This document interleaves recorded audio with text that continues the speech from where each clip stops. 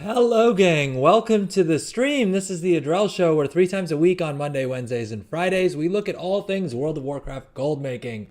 For today's stream, we have a couple of different things that we need to get done. We're going to do all of our weekly chores, right? We have reset tomorrow for North American realms. We are playing World of Warcraft, The War Within, the new expansion. Excuse me. And yeah, that's the plan for the stream. Welcome in, everyone. I see we have a couple people watching us on Twitch. We got a couple viewers on YouTube, on TikTok, all the places. Thank you, everyone who is watching live. If you are watching live, drop a message in chat. Let me know what's up. Let me know how it's going. Are you guys making a good amount of gold? Are you guys interested in making more gold? If so, is there anything you want me to cover in specific? Are there any professions that you're struggling with? Are there any other things that you're struggling with that I can maybe help lend some insight into? What's up, everyone? How's it going? Hello, Levy on TikTok. How's it going? I can see your message. Unfortunately, I can't read Arabic, so I would really, really appreciate if you could translate that for me. But I'll and for some reason TikTok won't let me copy that message, so I can't easily translate it either. So I'm really, really sorry. But thank you so much for your message all the same. All right, let's get into it. As you guys can see, we are at the Dark Moon Fair. This character has already done all of her quests, so not much to do here. We didn't so we of course, as I mentioned, we stream Mondays, Wednesdays, and Fridays, and actually on Friday streams we didn't end up doing a mailbox opening, so that's something that we need to do. Beyond that, yeah, we'll start off by just doing some of our chores. Well, actually, we need to do our gold making chores, and then I also need to do my delves, right? On my main here, right, we've unlocked one of the vault slots, but ideally we should unlock the rest of these as well. And I think what we need to do is, I think we still need to do, okay, yeah, so we would still need to do another 5 tier 8 either tier 8 delves or Zekvir, right? And I think to start off with, you know what, changing plans. We'll do our other chores, but to begin with, we're just gonna start off with a bountiful delve. We'll do a tier 8 bountiful delve. All right, we'll quickly do Takrathan Abyss. That's usually one of the quicker ones. After which we'll do maybe 1 or 2 Zekvir's lairs. I want to see if I've gotten any better. I should probably actually also spend my Valor Stones and the Crests that I've saved up, just because they'll probably make things go a little bit quicker, right? I'm still not at the stage where I feel like I can comfortably get these tier 8 bountiful delves done as Windwalker. I feel like Windwalker, it's still a little hit or miss. Whereas with Brewmaster, I've got it on lockdown, right? Like Brewmaster, I have no doubt that I'm going to be able to get what I need to get done.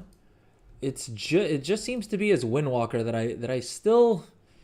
we still have a couple deaths, right? I think we did one, we managed to pull off one run that didn't have that was like completely deathless, but other than that, on as Windwalker, I am struggling a little bit, I'm not gonna lie. And I don't know if it's an eye level thing or if it's just I'm because of the fact that I'm not that great at dodging mechanics, if we're being honest here, that the increased survivability that Brewmasters have is paying off as much as it is, right? Like whether that's the reason why as Brewmaster I'm able to much more reliably get through these delves. It may literally just be a skill issue. Okay. I think I also need to work on my key bindings, to be honest. I was seeing that I think it was Bellular was saying that for the Zekvir fight, actually setting up a macro where your interrupt specifically targets Zekvir and then returns to your old target is the way to go. So we may test that out as well. I want to see if we can bring down the amount of time it takes us to get the Zekvirs done. Then we may have an easier time of it, depending on what you guys are here for, right? what you guys want to see. Let me know in the chat. Should we attempt to do some of these Zekvir runs on my mage? And the main reason we would be doing that is because supposedly for Zekvir, right, the eye level doesn't matter as much because it's such a mechanic heavy fight, as in your success rate as to whether or not you're able to take down Zekvir is so dependent on you just mastering the mechanics that actually your eye level doesn't really matter. At least that's what Belly Leader has been saying, and that's what I kind of think is the case for me as well. Like, I think that's been my experience as well. I don't think the eye level matters as much because I think one way or another, you're going to DPS him down fairly slowly as long as you can survive the mechanics, which having more eye level isn't really going to help you with mechanics, right? I mean, you may be able to take a couple of shots, a couple more shots if you're higher eye level, right? You got a higher health pool, you're in Brewmaster, you're in tank spec, whatever. But ultimately, it's not going to really make too much of a difference in terms of your actual ability to complete the fight. And again, quick reminder to anyone who's struggling with Takrathan Abyss or any of the other underwater delves, right? You're going to want to grab these Dranic water breathing elixirs.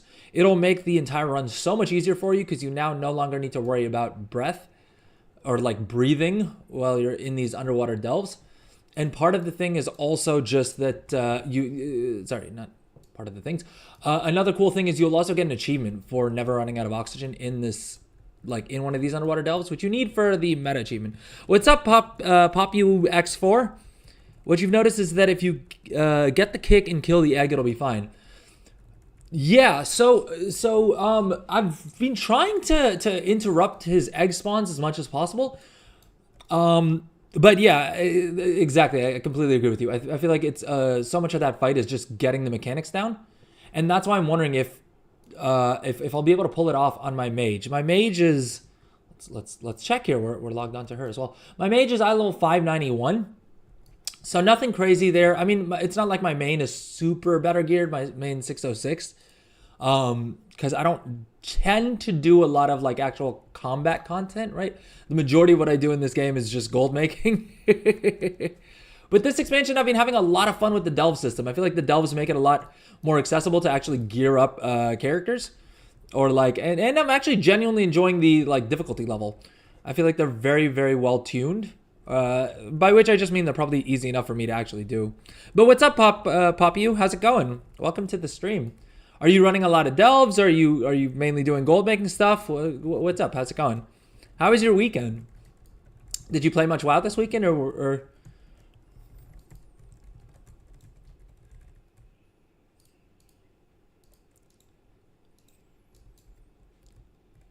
Welcome everyone on TikTok as well. So we got a bunch of people watching us on TikTok. What's up? Drop a message in chat. Let me know how it's going. All right. So we managed to not get kicked off that little platform just then. So far, I've had Zekvir spawn for me twice in that spot. So I'm always hopeful that Zekvir will spawn again. Mainly because I'm hoping one of these days we'll actually get one of those bountiful delve map things. Because I haven't gotten one yet. And I've run a decent amount of delves at this point. I'm making the same mistake I always do, which is getting distracted by other things while I'm in combat, which historically has not been good for me, but I think I can get away with it as Brewmaster. But wait, there's an achievement that like counts how many delves you've done, right?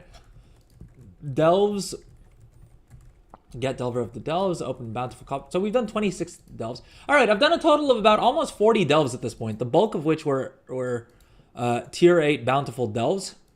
And I've only had like 2 Zekvir spawns, and in those 2 spawns, I didn't get a map.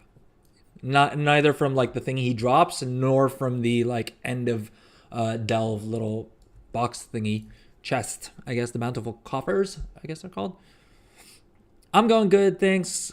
And I'm doing delve / keys and trying to make gold where I can.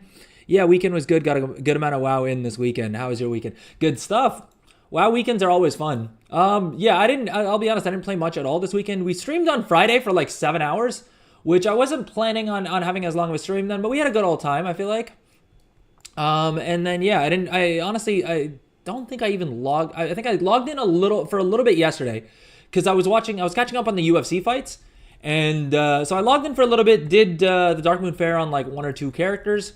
And I made the mistake I always do, right? Because I'm like, okay, I'm watching the fights. What we got to do is we I got to order the Pizza Hut, right? And crack open a cold one. And sure enough, I did that. I started doing a delve as well, I think. Because I was like, oh, I need to finish enough delves to like complete the weekend event quest, right? This one here. I think I still need 2 more delves to get my little champion satchel bag thing, pouch, whatever you want to call it. And so I started doing that, and then I literally, by the time I had finished the Pizza Hut, I basically passed out. So yeah, I moved to the couch to like watch the co-main event and the main event on the big screen, and I ended up just knocking out. But yeah, that was the extent of like how much WoW I played this weekend. I mean, also because I spent all day Saturday hanging out with friends and family. And yeah, and then yesterday evening as well, I had a family member's birthday party, so we went out for dinner and had a good old time with that. But yeah, more recently, I feel like the weekends, I'm actually getting less WoW time on the weekends than I am during the week, which kind of makes sense, right? I stream 3 times a week on, I stream WoW 3 times a week during the week. So like on the weekends is generally when I'm like hanging out with friends and family and stuff like that. But yeah. But yeah, so that was my weekend. In terms of WoW stuff, I did a little bit of, actually, you know what, the other thing I did was I spent a good amount of time yesterday doing cross-realm auction housing, which is something that I keep talking about on stream that I don't do enough of. And I figured like I was mainly focused on the fights. I was like, oh, I can't do anything. I don't want to do anything super focused in the game. And so, yeah, it's super, super easy. Are you doing any cross-realm trading stuff? Because there's stupid amounts of gold in it. Like, there's just this weekend, I was reminded why I should stay on top of those auctions. Because it took maybe 5 or 10 minutes per character at most, right? And even that was because I was super distracted. I was focused on the fights. And yeah, in those 5 to 10 minutes, each of the other characters that I was logging onto was pulling like, I would say, I'm not gonna overpromise here, but probably 30 to 80K in sold auctions. And that's despite the fact that I'm like checking these characters realistically once a week. I think when we last looked at those characters on stream, I think it had been like 2 weeks since the last time I checked them, and we still had like 30, 40K on them. And I'm only, for whatever dumb reason, well, it's not whatever dumb reason, I'm just being silly about it, and I've set up my trade skill master operations to only post those auctions for 12 hours. And despite that, I'm making like, 30 to 80K on each of those characters. If I was smarter about it and I, and I actually posted for 24 hours and I checked those characters more often, I would probably make so much more. But hey, the way I've framed it is that the reason I'm not doing that is so that you guys can do that instead. All right, I'm leaving it up for you guys. What's up, Abdullah on TikTok? How's it going? Welcome back. I think this is your third stream that you're joining us for, right? Welcome back. How's it going? How's Classic treating you? Seems like a pretty good WoW to IRL mix. Yup. Yeah, I'm trying to be better about that, man. Because especially after after the War Within dropped, I feel like for a couple of weekends there, I was just spending all week, like all of my free time in the week playing WoW, and then on the weekends as well, I was just playing stupid amounts of WoW. And I was like, all right, we gotta pull it back, all right? Like, I should probably hang out with my wife more and with family and friends and stuff like that. So yeah, I've been trying to make a more concerted effort to do that. I've got no idea how to make gold. I just go and farm mats for an hour or so, then sell and go off that until I run out. Fair enough, man. Gathering is honestly, I've said it before and I'll say it again. Gathering is the simplest and most like dependable way of making gold. If you have the patience for it, it's the most reliable way that you can make gold. Mainly because the fact that you also the risk of losing gold is so low, right? Yeah, I mean, I'm trying to think if there's any way that you could lose gold with gathering. Theoretically, maybe you could if you like spent a bunch of gold on like the blue profession equipment, right? And then just didn't gather. But I mean, I'm not going to count that because I feel like if you're not doing the thing, then yeah, you can lose gold with anything. But with gathering, even if you overspent on your blue profession equipment, it just means that you have to farm a little bit more to pay it off. But yeah, if you don't want to spend the time, and it's a decent time investment, so I get why people don't want to do it, to figure out the whole new profession system and you know where you can find your margins, and especially if you're doing something like a concentration build or something like that, where it's even less Ironically enough, I feel like the concentration builds, they can be super simple, but I feel like you need to spend more time up front understanding how the concentration system works and, where your margins are actually coming from, which is basically the bulk of your gold as a concentration build focused character is going to come from the price difference between tier 3 and tier 2 mats, right? So you do need to kind of monitor those things. And so if you don't want to deal with any of that, yeah, picking up herbalism and mining, or potentially even skinning. I've heard skinning is less good this expansion. But I've heard that's I think herbalism and mining it's hard to go wrong with, especially if you enjoy farming. I did spend a little bit of time also on Friday after stream mining, which I don't usually do. But for one of my blacksmiths, I wanted to basically get him blue profession tools, and with the catch-up system now in place for all the professions, but being particularly easy for gathering professions or semi-gathering professions like enchanting, I figured, okay, let me see how hard it is to really get those catch-up knowledge points as a miner. And yeah, I mean the drop rate was pretty low, but it was actually like I'm starting to understand why people enjoy gathering. Because until now, all of Dragonflight as well, I think I casually mined a little bit on my on my blacksmith. And the reason he has mining isn't even for mining, like to actually make gold with mining. It's to smelt old world mats to craft transmog with. So generally he doesn't, I don't spend a lot of time mining on him, but with the catch-up mechanism in place, I thought I'd check it out, see how it's going. And it was nice. I mean, I think in like half an hour, I gathered like 15,000 gold worth of mats, which isn't crazy. But again, he doesn't have any of his blue profession tools. It's not like I'm min-maxed on him or that I really know what I'm doing when it comes to gathering. I'm literally just like flying around and mining. Like I'm not min-maxing. I'm not figuring out what nodes I'm supposed to hit, what nodes I should, or worth skipping, etc. And so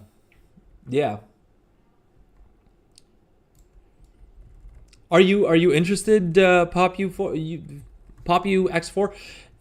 Am I saying that right? Is there something you'd rather me call you instead, or is just Popu good enough?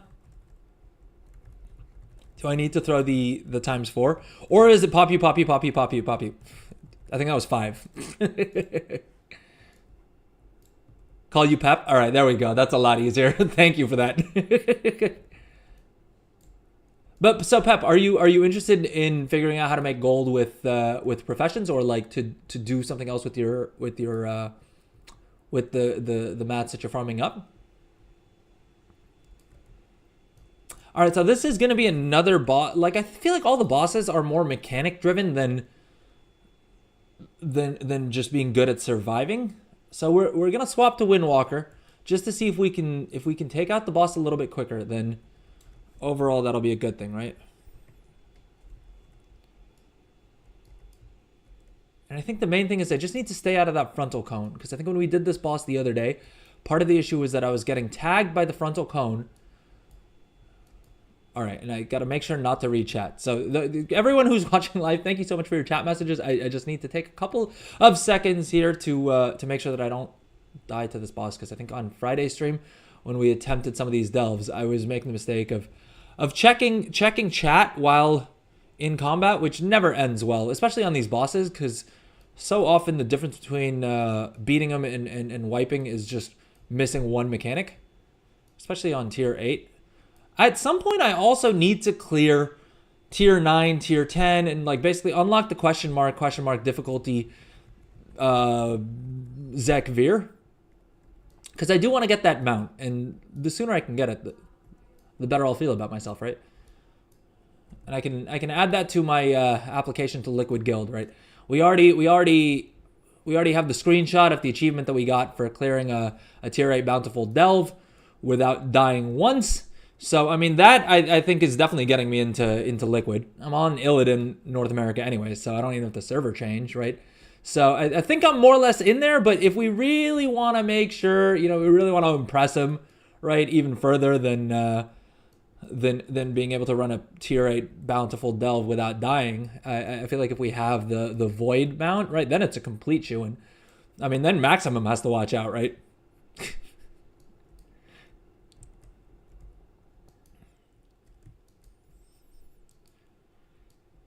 Uh-oh, I'm making the mistake of reading chat again. All right, wait, let's.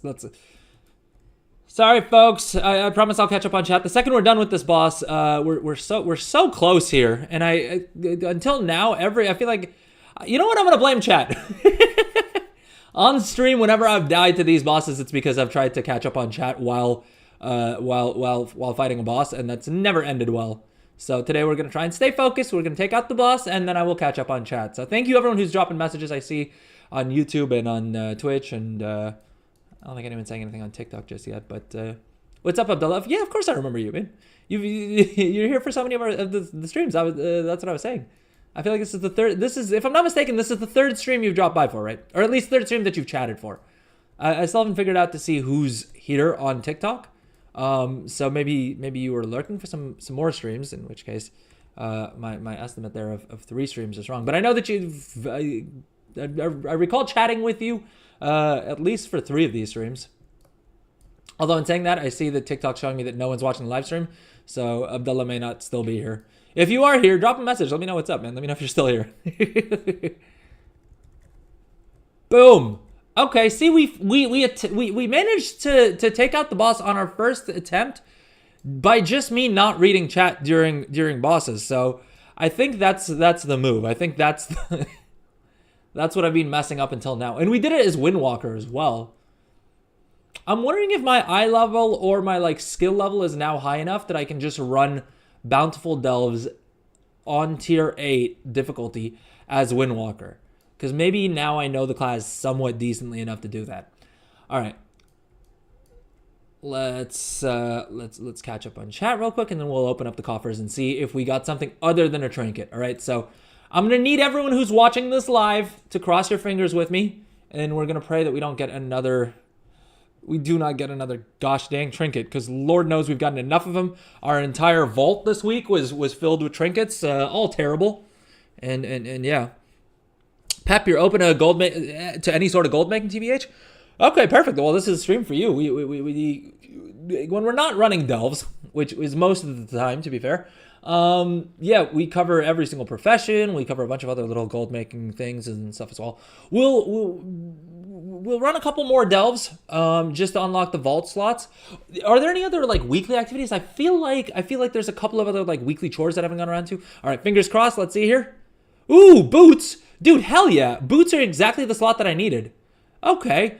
I don't know if they fixed the RNG or what the thing is, but this week's Bountiful Delve loot has been a lot better than in past weeks. Now, I'm not sure. Is this helm actually an upgrade? Because it seems like Pawn is saying it's a 0% upgrade as Windwalker. But I wonder if it's an upgrade for Brewmaster, maybe? It's also weird that Pawn is telling me that the non-tier gloves are actually an upgrade for me over my tier set. Which I suppose could be the case, but seems kind of janky. I wonder if Pawn's not accounting for the fact that I'll lose my set bonus if we do that. Are you guys excited for tomorrow? Because we get our vault, we get a new spark. I think we get another charge for the catalyst, right? There's a lot coming tomorrow. With tomorrow's reset is what I mean by that. Ooh, and we got some more Assembly of the Deeps rep. So we're at 15 now, which means we get more carved Harbinger crests, and we get another earth encrusted gem, some more transmog. It's always nice. Ooh, we get more Valor Stones here. I should probably actually sit down, gem my gear, enchant things, because we have quite a bit of dude, I have a hero piece that isn't even socketed. I don't know what the hell I'm doing. What's up, Distort89 on YouTube? How's it going? Welcome to the stream. You can make a ton of gold just farming level 1 delves. Is that because of the fact that they hotfixed the caches at the end to now drop profane tinderboxes? I've been meaning to do that actually on one of my alts. Just because of the fact that I need to... Oh, Deathless solo of tier 8 Bountiful Delve only to fall off the bridge. That's unfortunately happens pretty often here at the Adrel show. But yeah, so tell me, Distort 89, is the main gold making coming from the profane tinderboxes? Because Lord knows I've spent a fortune on those. I've spent 3 million gold on profane tinderboxes. At an average, dude, I've been buying at an average price of 8,000 gold. And I think these were as low as like 2,000 or 3,000 gold at some point. So I've definitely been overspending on those. Oh, thank you so much for the follow, Pep.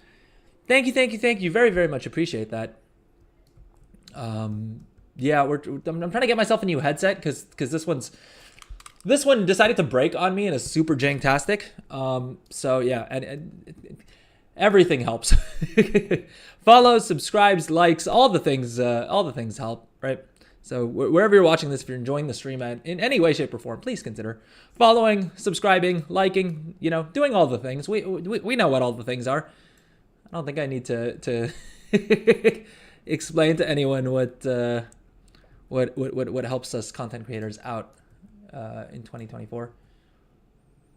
But if you do need it, let me know and I'll be happy to list off all the things.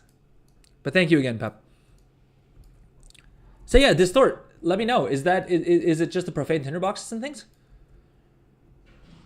Because I've been, like I said, I want to level up my Death Knight. I want to level up my Paladin. My Paladin's actually probably my highest level alt at this point. That isn't 80, that is. And that's just because of the mining, to be honest. Why isn't this sorting by level? Okay, here we go. Yeah, my Paladin's at 76. My Death Knight's at 75. Which ideally, this isn't what you want to do, right? You want to get a character all the way to 80 so that you unlock the 5% bonus experience for all of your other alts. And so ideally, my plan was never to level up characters like this. Admittedly, these aren't like intentionally leveled up characters. I should move this into the vertical stream so everyone can see what I'm talking about.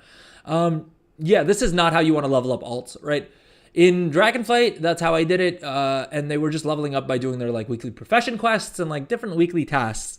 In the War Within, you actually want to get a character from 70 to 80 as quickly as possible, and then do the next one so that you get the stacking bonus. If you have no idea what I'm talking about, basically, probably worth recapping here, right? So you have a series of achievements called Warband Mentors. There's 5 of these in all, and each of them give you a bonus 5% experience to leveling up your next character.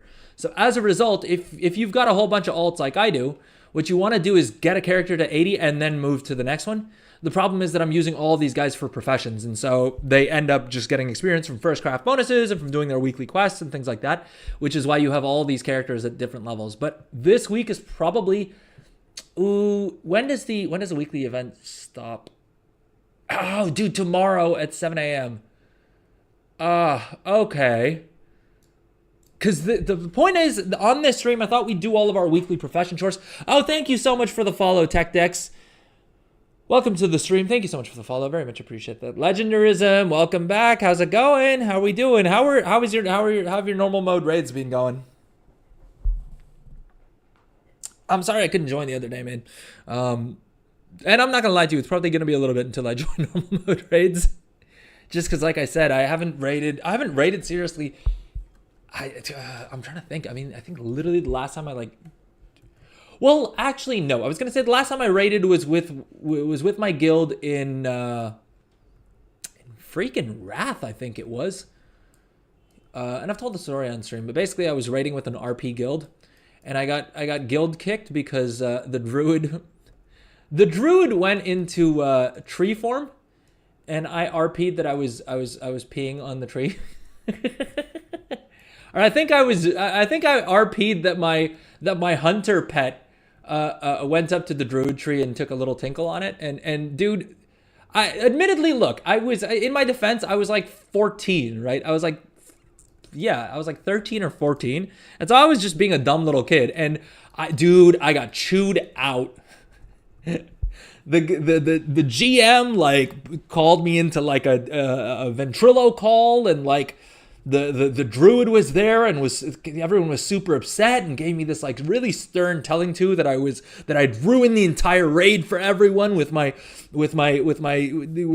taking the RP seriously, and like the character was this respectable druid and I was and my pet had peed on them and it was this like huge crisis, and I was like, dude, I'm like a 13-year-old. I get that it was a stupid dumb joke, but like at the same time, for grown adults to be giving that much grief to a 12-year-old for doing things that like 12, 13-year-olds would do, it seemed a little harsh, but hey, it is what it is. But anyway, so that's my that's a very long excuse for why I'm hesitant to raid anytime soon again. So much evil to pee on a tree, Mr. Drell. Yep. RP guild, dude. I'm not gonna lie, it was pretty cringe. Being in an RP guild to begin with. Well, the thing was, I thought that being on an RP PvP server would be fun because I thought that I could sell more items for more gold. My thinking was that, like, on a regular server, no one's going to buy level 5 armor, right? Level 10, level 20, whatever it is. Like, no one would buy the leveling gear because as it goes in this game, like the most recent expansion is mainly what gets bought on the auction house. And so my thinking was like, okay, if I'm playing on an RP PvP server, there'll be less competition, so I'll be able to sell more stuff. And I thought, okay, I'll be able to sell like items that may not have any value on other servers, but RPers, like role players, will be more inclined to buy those items for their RP needs, right? So that was my thinking. And yeah, but then I did end up actually RPing at some points. Dude, RP servers are a trip. People take shit so seriously. It's wild. And RP is just role playing for those of you guys who may be curious or are like less nerdy than I was / am. You did Mythic yesterday, done with Heroic, good stuff. How is Mythic? How's it tuned? Have they nerfed things? So much evil to be. Okay, sorry, I'm catching up. Adults is where drama starts. As kids, it doesn't matter. Yep. Two absolutely awesome guilds. Yeah, so I mean, to be honest, I've been the most antisocial WoW player in history because I basically have a guild that I bought like a couple expansions ago, and I just have all of my alts in this guild. And I used it just for the guild bank, and it serves as like a second war bank, except it's compatible with Trade Skill Master. So, yeah, I don't know if I would like join a proper guild again. I joined a guild for like Remix and for like Season of Discovery and a couple of other like the other versions of the game, right? And I do kind of miss being in a guild. It was fun to have like Ventrilo and like hop on chat when you were playing and stuff like that. But now I stream instead.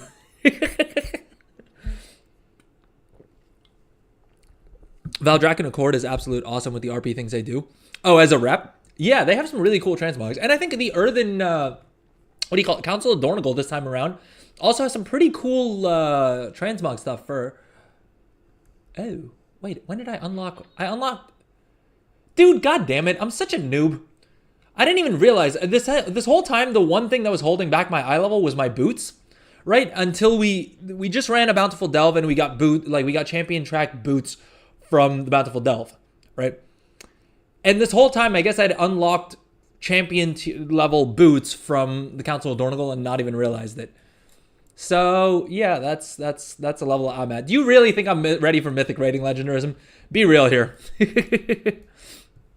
Pep, you're looking for a new guild for your main? I don't have a guild. I tried to start a WoW community. Called the Adrel Show. So yeah, by the way, if you guys are watching this and you're interested in joining a community, feel free to look for Adrel Show. You got to bounce? No worries. Oh, you got to wake up in 4 hours for it. Jeez, good luck. Good luck. I hear you, man. I do that all the time. I'm just up to like 5 a.m. playing WoW. It's not a good thing. I wouldn't recommend it to anyone else, but yeah.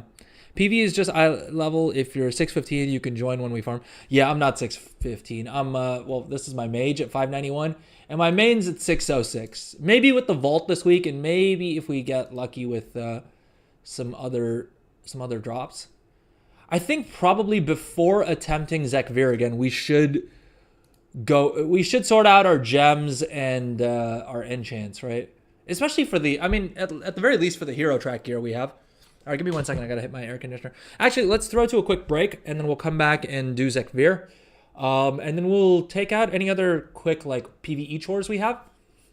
Because if I do them on stream, I'll actually get around to doing them. If I try to do them off stream, I'm probably going to miss them. And that'll cost me both eye level as well as gold.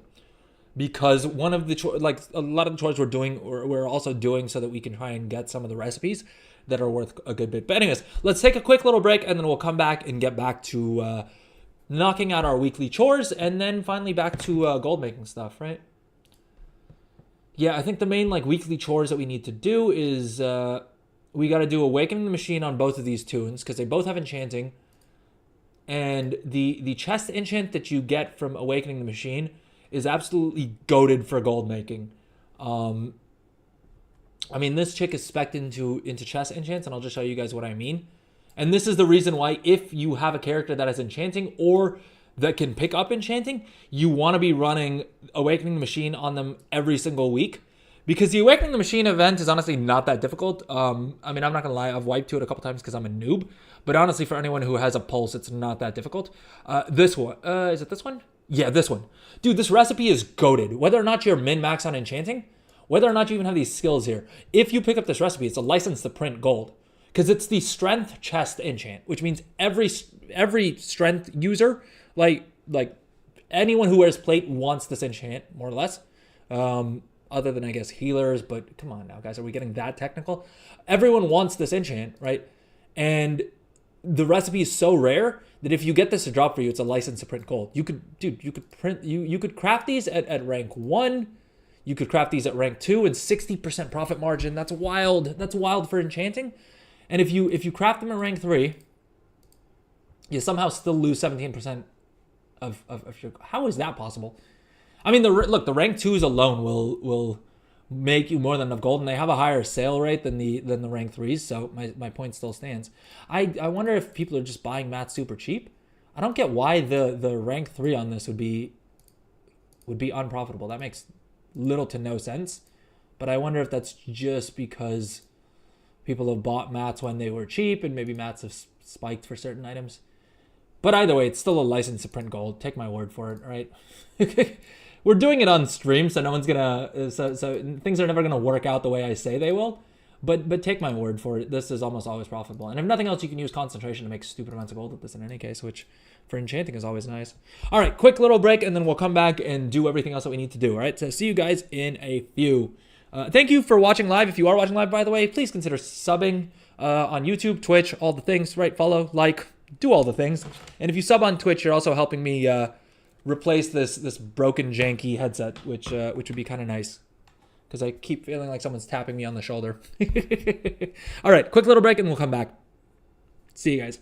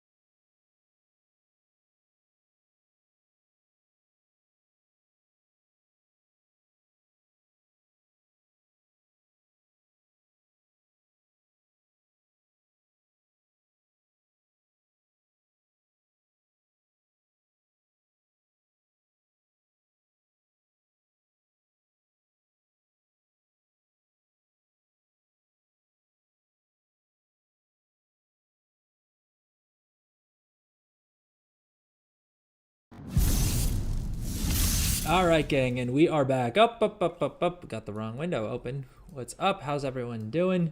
Welcome back to the stream. Legendarism, you need heroic gear is 619. Yeah, I think I'm a little bit, I'm probably at least a couple of weeks away from 619, right? Actually, no. You know what? Because I do have my sparks that I haven't used yet, and those, presumably I can get crests, because I think you get a free crest from doing the story mode raid. Should we do that? Should we do that live on stream? Because I did want to make a little video testing out the story mode raid, because I feel like for people like me who aren't really gonna do cutting edge stuff, it's probably a good source of gear, no? But okay, you know what? Let's do a quick little Ask Mr. Robot. Do you guys use Ask Mr. Robot at all? Basically, it's this add-on and then a website that goes with it. Okay, let me sort that out off stream. And what's up, everyone? I see we have a bunch of people on Twitch, on YouTube, on TikTok. Hello, everyone. Drop a message in chat. Let me know how it's going. We are running. We're running delves. We're trying to figure out our gear a little bit. Which is not generally what I stream. Generally, we're just in Dornigal doing gold making stuff, but thought we change it up a little bit, right? And like Distort89 in YouTube chat mentioned, delves are also a semi-decent way of making gold. The main reason, I mean, all right, let me reframe this. The main reason that eye level will impact your gold making is basically because if you're able to clear more of the bountiful delves and things like that, right? Having a higher eye level will make it just that little bit easier to do all of your gold making things on a weekly basis. By which I mean, it'll make it easier to farm recipes, to farm delves for the profane tinderboxes, right? As well as some of the other content that you need to do. We don't have any like gathering quests this time around for professions, so there's not like a lot of world content that you need to do, strictly speaking, for your professions. But there are some of the recipes for some of the professions that are bind on pickup. I think I know of one for enchanting. I'm not sure if there's any others for the other professions. I think there are one or two. I've done a somewhat decent job of understanding the recipes for most of the professions, but I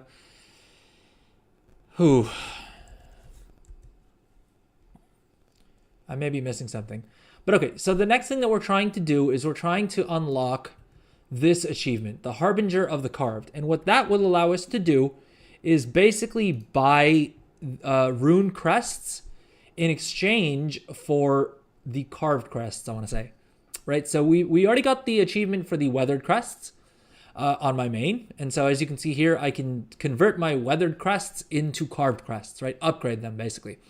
Now, the next thing I need to be able to do is to convert my carved crests into rune crests. And so there's this great little macro. I'll drop it in chat. Although I don't know if this is useful to anyone other than me. Okay, I think my chat bot didn't like the macro. So if you're not able to see the message, just check out the Wowhead page for each of these. And you'll get a macro specific to the thing. Basically what this macro will do is it'll tell you in chat which items you still need to upgrade in order to be able to unlock the achievement, right? But basically I think we need to get everything to 606. So I think my first order of business is just going to be upgrading all these items that aren't 606 yet. Although I'm wondering if I'm better off using my Valor Stones on the Sparks and then getting Spark Gear crafted, because that will naturally be higher eye level. We can pick the stats, right? All that fun stuff. How many pieces do I actually have below 606? So I have 1, 2, 3, 4. So I think just with the Valor Stones I have, I should hopefully be able to unlock that achievement. And the other reason we want to do that is because it also unlocks a discount for all of your alts on spending those crests. And that is account wide. And so basically we'll get a discount on all carved crest purchases once we do that. Now, I think the other thing is, I think already if we upgrade some of these items on my alts, will get a discount on my main, and so it'll be more efficient to use these like we'll get a Valor Stone discount. Because the Valor Stone discount you basically get just from having a higher eye level on your alts, whereas on your whereas the crest discount you'll get from getting the achievements. And so basically the crest discount only happens once you have everything at a certain eye level, whereas with the Valor Stone, with the Valor Stones, it's just a matter of having the eye level, whereas for the crests, you need to actually unlock the achievement, which means you need to have everything above a certain eye level. Crafted don't count.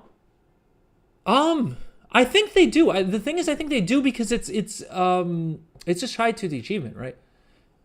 Reach a high water mark of 610 in every slot. This is the text here is incorrect. It's 606 for the carved crests.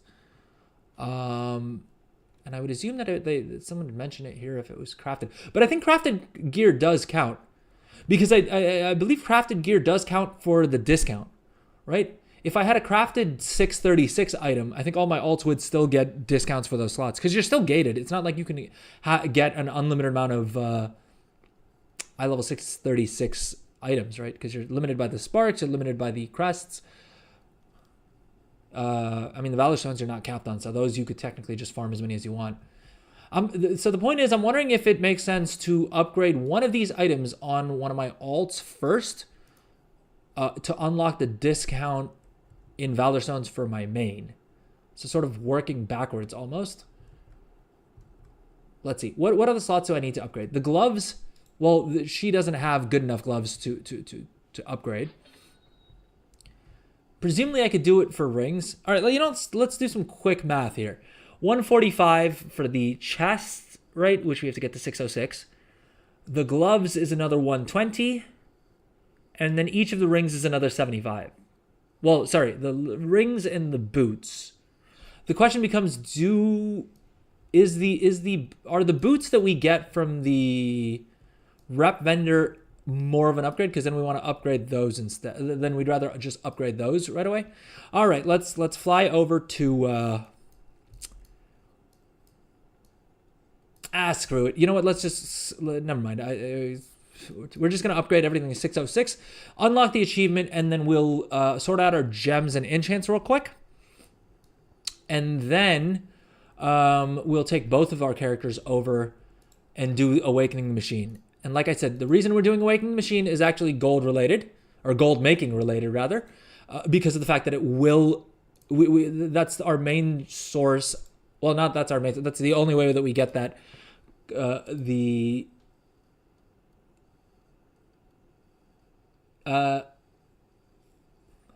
wait, why didn't we get the achievement? Oh, we didn't do the chest yet. All right, let's upgrade our chest. Okay, that's weird. That's weird. So hopefully upgrading this item should unlock the achievement. There we go, Harbinger of the Carved. There we go. All right, so now we can trade in our carved crests for runed crests, which is pretty dope. I mean, we need 90 of the carved crests, right? But we can upgrade those, and also our alts now should get a discount on anything that uses carved crests to upgrade. So I think that's basically like on this. No, this uses runed crests. What else uses carved crests? That's also runed crests. This is using weathered crests. But I think later on, yep, there we go. See, we get a 33% discount on any carved crest upgrades on our alts, which is pretty sick. I don't think, I think don't count you get achievement when you actually upgrade items with crest. Wait, what? Sorry, Legendarism. I may just be being dumb, but I'm not entirely certain what you mean by that. I think don't count you get achievement when you actually upgrade items with crest. Oh, I think you're saying you only get the achievement when you actually upgrade items with crests. I mean, I just got the achievement, but admittedly, yeah, I did upgrade everything with crests. So, yeah, but I think the crafted gear counts as well. Crafted gear doesn't count. You already got the achievement. Well, yeah, because I upgraded everything with crests. I don't have any crafted gear on any of my alts. I have on any of my characters. I haven't used my sparks, which is dumb. I think, honestly, it's because of the fact that I'm cheap with my Valor Stones. I feel like I always want to use my Valor Stones to upgrade items, whereas I don't think that's actually the best use of them. I think probably using them for sparks is the better move. What's up, CLS on YouTube? Maybe wait for Vault reset tomorrow and see if you get anything in those slots. Yeah, that would be the smart move. But my thinking is that right now I want to blow up my I need to finish off my Vault slots. And so I'm literally just trying to find anything that can upgrade my item level to make the Zekvir. I need to do 2 Zekvir kills, basically. Right? Well, I'm trying to figure... It says 6 out of 8. But I think basically the point is that I need to... What Tomcat's tours add-on here, which, by the way, Tomcat's add-ons, if you haven't gotten these, they're all lit, right? They're all amazing. I can't recommend any of them highly enough. They're all great, but this was... I was trying to find a weak aura to do this for me that would tell me how many delves I've actually run at tier 8 or higher. So I think technically to unlock this last slot, I'd have to kill Zekvir 4 times. Or run 4 tier 8 tier 8 delves, technically. I would want to run Bountiful because of the fact that I have coffer keys. But I guess I could get away with just running tier 8 non-Bountiful delves as well if I wanted to. But yeah, I mean, the smart move is definitely waiting till tomorrow and seeing what I get from the vault, and then, and then using up my crests and things like that. But like I said, I'm just trying to... my goal right now is to try and boost my stats as much as possible in order to make doing the weekly tasks that I still have left, which are basically I need to grab one more key, which we'll get by doing Awakening the Machine, which we need to do anyway. And then I need to do Awakening the Machine to try and get the enchanting recipe, right? That's how I'm going to classify this as gold making. And I need to run one more delve to get the free piece of champion gear from the weekly event. From the weekend event, I guess. This one, the 4 out of 5 delves completed at any tier. And in saying that, I'm realizing that I was kind of a moron because I believe, Wowhead had an article out saying that basically the quest to run 3 delves that comes from the weekly event was repeatable daily. Now, it seems to me like that would be a bug, and if it was a bug, it does actually seem like the kind of thing that is completely Blizzard's fault, but that they would still give you a little ban for, right? Or as someone in the Wowhead comments put it, would earn you a vacation from WoW. Which I think is a great way of reframing a ban. I found that hilarious.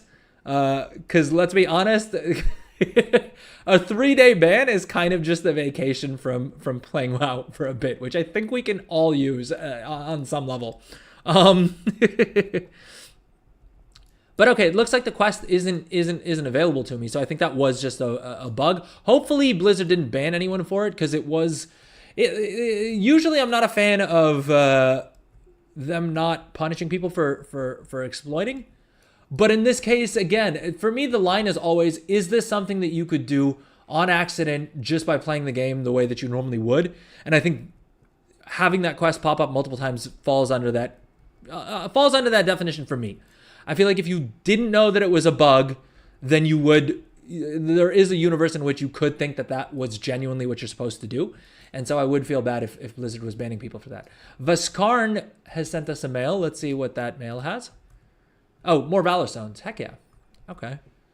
I mean, I don't think it's a huge amount, but it's what, 75 Valor Stones? Or was it? Oh, 100 Valor Stones. Not bad. Not bad. I think that was because we unlocked the achievement. Probably right. Let's see. Did my alt get it as well? We didn't do a mailbox opening on Friday's stream, so we will do a mailbox opening later on today's stream. And I think we have 4 or 5 million gold in on my main bank on this chick. Oh, you know what? I also didn't do a repost. All right, let's do a quick little repost. Cause yeah, I mean I've been slacking on my gold making stuff over the weekend just because I was doing RL stuff. And again, folks, never regret the fact that you didn't get anything in that you missed doing something in World of Warcraft because you were busy doing things in real life. All right. Real life should always come first. Oh, geez, I have no auctions posted right now. Okay, yeah. Alleged World of Warcraft gold maker, the Adrel show.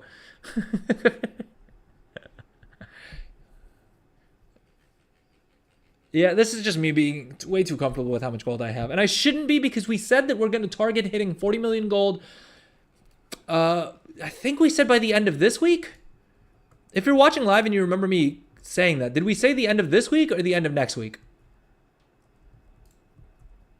But I think realistically we could probably target, if I wanted to actually challenge myself, targeting hitting 40 million gold by the end of this week would be the move, right? We're sitting at 35.5 million gold. We hit 37.5, and I think we even hit 38 million gold. I don't fully remember, a couple days ago. And it's entirely possible to hit, to earn another 2 million gold by the end of this week. If for no other reason than that this week is a Spark week, it's a what do you call it? It's a Catalyst Charge week. And then also, of course, we have the Vault as every week. So tomorrow alone, hitting 2 million gold in profit wouldn't be unreachable, or unreasonable, rather. Boom, already making sales. There we go. But yeah, I mean, this is our mailbox right here. I would be surprised if we have anything less than about 4 million gold. I think at the very least 3 million gold, because our first mailbox is 1.7 million, and then we have 202 mails in all. Should we do the mailbox opening now? If you're watching live, let me know in chat. Should we do the mailbox opening now, or should we do it later on in the stream? I suppose there's no reason to wait with it, because I'm not planning on doing a bunch of crafting on this stream. Usually, you know what? I think we have a good enough amount of people in chat. That's so much gold. Thank you, Silas. Yeah, man. I guess the thing is, and I know chat sometimes gives me crap for this because I'm always downplaying how much gold I have, and I think it's just because of the fact that I'm I'm constantly watching creators who have, well, actually not constantly. K-Chak is probably the only player that I know for a fact has more gold than I do. Although I think I would be surprised if Zanzerful or some of the other creators don't have them either. You're struggling with 40K? Well, watch the stream. watch some of the VODs. I need to actually edit down my... I always feel bad asking people to watch the VODs because I'm like, it's 4 hours, and realistically, I would be very proud of myself if there was at least an hour of useful gold making content in there. I think it's more than that, in all honesty. I think I'm just being a little bit more... I think I'm being overly humble, but I don't think that's a bad thing. But yeah, I mean, I would say watch some of the other streams. This stream, we will also cover some gold making stuff. We cover gold making stuff on every stream, even when I'm not trying to. I just spent so much of my time in this game making gold that most of what I'm doing is gold making related in some way or the other. Even when we're running delves, like I said, I mean, the main reason I'm running delves is to get my eye level up so that I can have an easier time farming the other things that I would want to farm for gold, like Awakening the Machine for the recipes.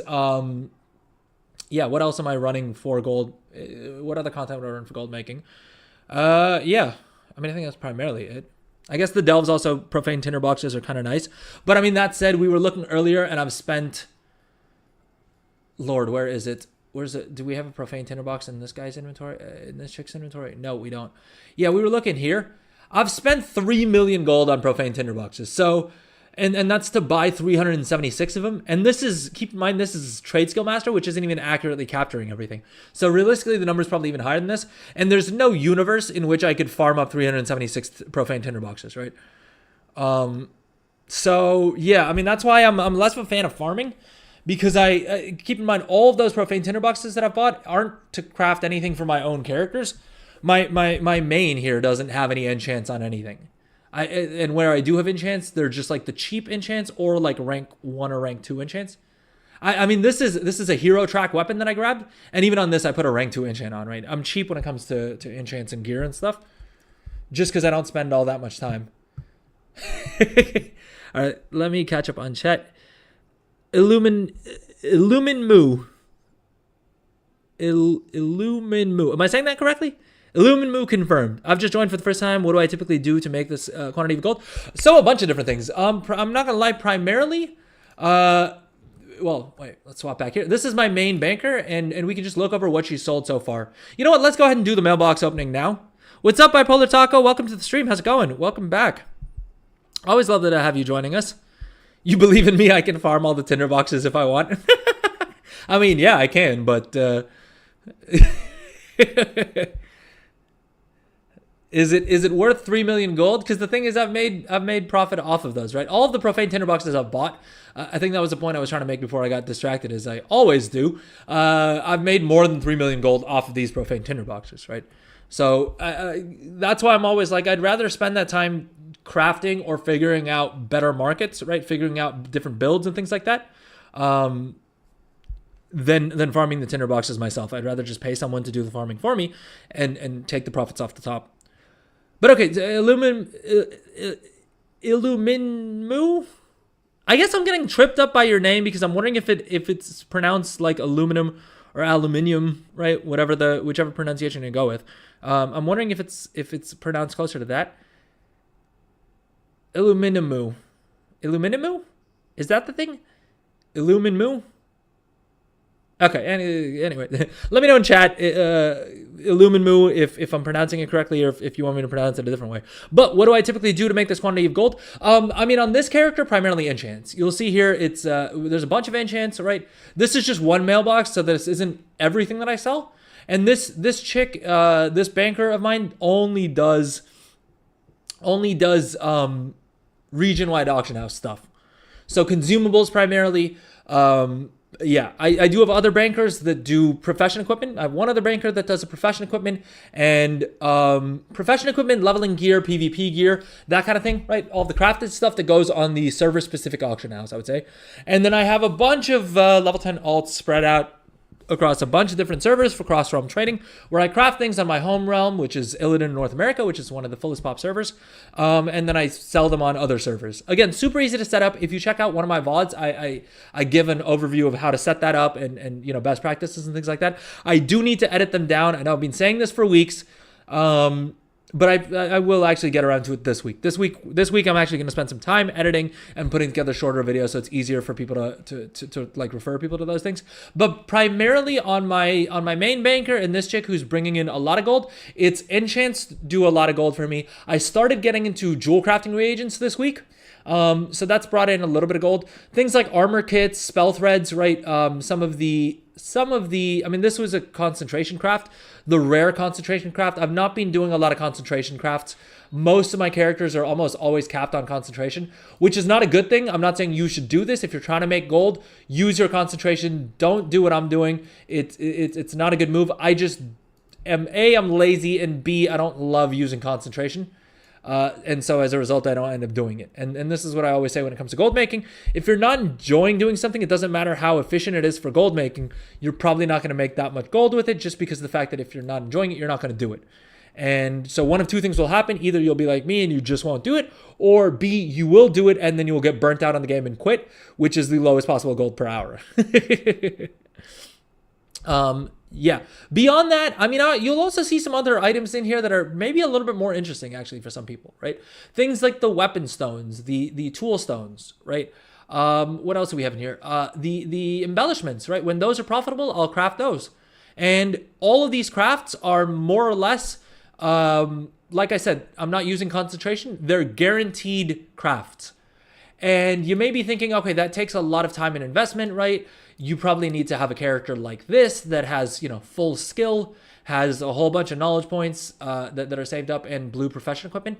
I would counter that. I mean, I don't have rank 5 profession equipment here, so this isn't fully min-maxed. But in a lot of cases, what I'm actually making gold on isn't selling the guaranteed rank 3s. Because I think people see these builds sometimes and you think, okay, with rank 3, obviously what I'm doing is I'm crafting rank 3 guaranteed, right? Min-maxed to the extreme, right? We've got all the knowledge points spent. And so as a result, on paper, this character is fully optimized to craft rank 3 weapon enchants. But that's not what's going to make me gold. Instead, what will make me gold is just crafting the rank 2 enchants super cheap, right? And so we'll do a quick little scan here and I'll show you what I mean. Let's check this box here instead.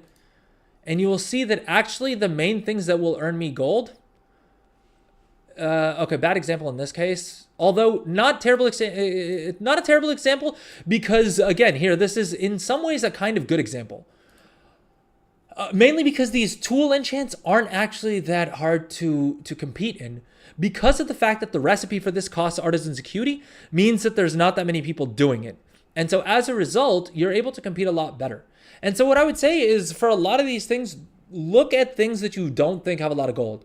Move away from the pack is sort of my one best my one best piece of advice for making gold in the War Within is do what no one else is doing. If you see a YouTube guide for it, avoid that thing, right? If you see a YouTube guide for a certain build, that probably means that there's very little gold left in it. That's my general rule of thumb. And it's simply because of the fact that, not because I think other content creators are recommending bad builds. I think what just tends to happen is that once it's hit YouTube, there's thousands of people who are seeing that build. Luckily with a channel like mine, I don't get good amounts of views, so things that I push get less saturated. Which is to say, please like and subscribe and do all the things. Oh, thank you so much for the sub, Steelers, on YouTube. Thank you. Very much appreciate that. But yeah, I mean, I don't know if anyone's covered these tool enchants on YouTube, but because of the fact that you have to spend Artisan's Acuity to get the recipes, most people have spent their Artisan's Acuity on things like their profession equipment or on buying the knowledge point books and not on the recipes. And so as a result, most of the recipes that you buy with Artisan's Acuity have pretty decent margins on them, right? You can see here as well, this one, the finesse, right? And again, the other thing is one of my other taglines is sort of, you'll make the most gold in a gold rush by selling pickaxes and shovels way more than you will by actually panning for gold yourself. And what I mean by that is sell things that will, on paper, help other people make gold. Because here's the thing, for gear, people may cheap out a bit, right? People like me, I care about having decent enough gear, but not enough that I would spend stupid amounts of gold on it. The thing that I will spend a lot of gold on is anything that can make me more gold, because those I view as an investment. And so as a result, I'm a lot more willing to spend gold on it, right? And that's the same for everyone. If I was to buy a crit enchant, that is only a cost, right? Let's say I buy a rank 3 enchant to give my boots more crit. I don't think that's an actual enchant that exists. Screw it. A ring enchant that'll give me more crit, right? I'm not going to spend that much gold on it just because of the fact that A, I think I may upgrade at some point. B, okay, I know there are a lot of people who are out there who are parsers, and so they would be willing to spend a lot more, right? But here's the thing. If I had the choice, and again, I don't represent the majority of the market, so this is probably a bad analogy that's falling apart as I'm going. But my point is, if someone's going to buy a finesse enchant, right, they're more willing to spend on a rank 3 finesse enchant simply because of the fact that they expect them to make more gold, right? Finesse gives you more of a material when you're farming. And so as a result, you're willing to spend a lot more simply because of the fact that this is something that's going to make you back gold over time. And so if you overspend on it, you'll just have to farm a couple, maybe an hour more to pay off the enchant, and then it will make you more gold for the rest of the expansion, right? And it's the same thing with all these things, with profession equipment, with profession stones, right? The stones that give you bonus stats to your profession tool, right? The potions, the flasks that give you more crafting stats, people will be willing to spend a lot more on those. And so I would say my general advice, if you're looking to make more gold, and I say this on every stream, is craft profession equipment. The green profession equipment is so OP, and it's so easy to get a crafter set up, right? This chick isn't even optimized for profession equipment, and she's still able to craft, okay, never mind. She's not able to craft the rank 5s on this super cheap. So you'd have to probably spend a little bit of knowledge points, but realistically, this chick could use a finishing reagent and probably still make a decent bit of gold on some of this profession equipment. The absolute simplest one to craft, the simplest market to get into by far is the green tailoring profession equipment. If you don't have a character with this build, please, I implore you, get a character set up to do this. I have one on another character who's optimized for this, and this is my absolute favorite build. The easiest build to get done is get a tailor and go heavy into, put all of your points, put like 5 points into Threads of Devotion. You don't need to put any points into Weathering Wear to begin with, and then max out hats. All right. And then all that's going to allow you to do is, I think already with that, you should be able to already guarantee rank 5 craft. Yeah, here we go. Rank 5 crafts on all of the profession hats, right? The green profession hats, you'll be able to guarantee with using rank 2 materials. So pretty cheap to craft as well, right? About 190 gold to craft this up. And on a server like Illidan, which is the highest pop Northern American realm, or, you know, it's in the top 2. It keeps swapping around as from day to day. And this is still selling at a 101% profit. If you take this over to other realms, you can easily sell this for 1,000, 2,000, 3,000, 4,000 gold. And these sell like hotcakes because everyone's setting up alts with concentration builds or whatever they're doing, right? I mean, this item's even better, right? The Alchemist robe, because everyone and their mother is doing the alchemy concentration builds right now. No one is doing these builds instead. Heck, I'm optimized for this. I'm telling you how much gold there is in this, and I still don't stay on top of posting my auctions for this. So yeah, the easiest way to get into gold making right now, I've said it 1,001 times, and I'll continue to say it. Tailoring is by far the best profession for gold making right now. Super cheap to level up. Patron orders are super cheap, right? Mats are super cheap, so it's super cheap to invest in to make gold as well. And yeah, this profession equipment build is still cash money and will be for the rest of the expansion. Because how many ever people watch this video or take my advice, there will still be more people out there who are doing profession builds on other people, on other alts, who are doing concentration builds on alts. Ooh, we should probably take a break in a second here because I'm starting to mince my words. It's a play on. Sorry, I should probably catch up on chat. I've been ranting. It's a play on words for the Illuminati, and it's about 9 years old, so you don't care how it's pronounced. Okay, fair enough. You do blacksmithing, but you find that you just cannot profit if you buy the tinderboxes / nullstones and your spec to make them, etc. Well, what are you making? Are you making the weapon stones? Because that's being one of my bigger gold makers for blacksmithing. But that said, it is on a character that is fairly min-maxed and does have like all of their blue profession equipment and stuff like that. So I'm guaranteeing rank 3s. But I made a good amount of gold with the rank 2 weapon stones as well. TechDex, welcome to the chat. How's it going? I saw you dropped a follow earlier. Thanks again for that. You feel like as a returning player, the profession system makes you feel stupid? Oh, no. Yeah, I think Blizzard, as much as I love the profession system, I don't think Blizzard did a great job of explaining how it works, right? And I think that's not great. I did, on one of my streams, I did actually cover, not to plug myself, but just because I think the system is a little bit more complicated than it should be.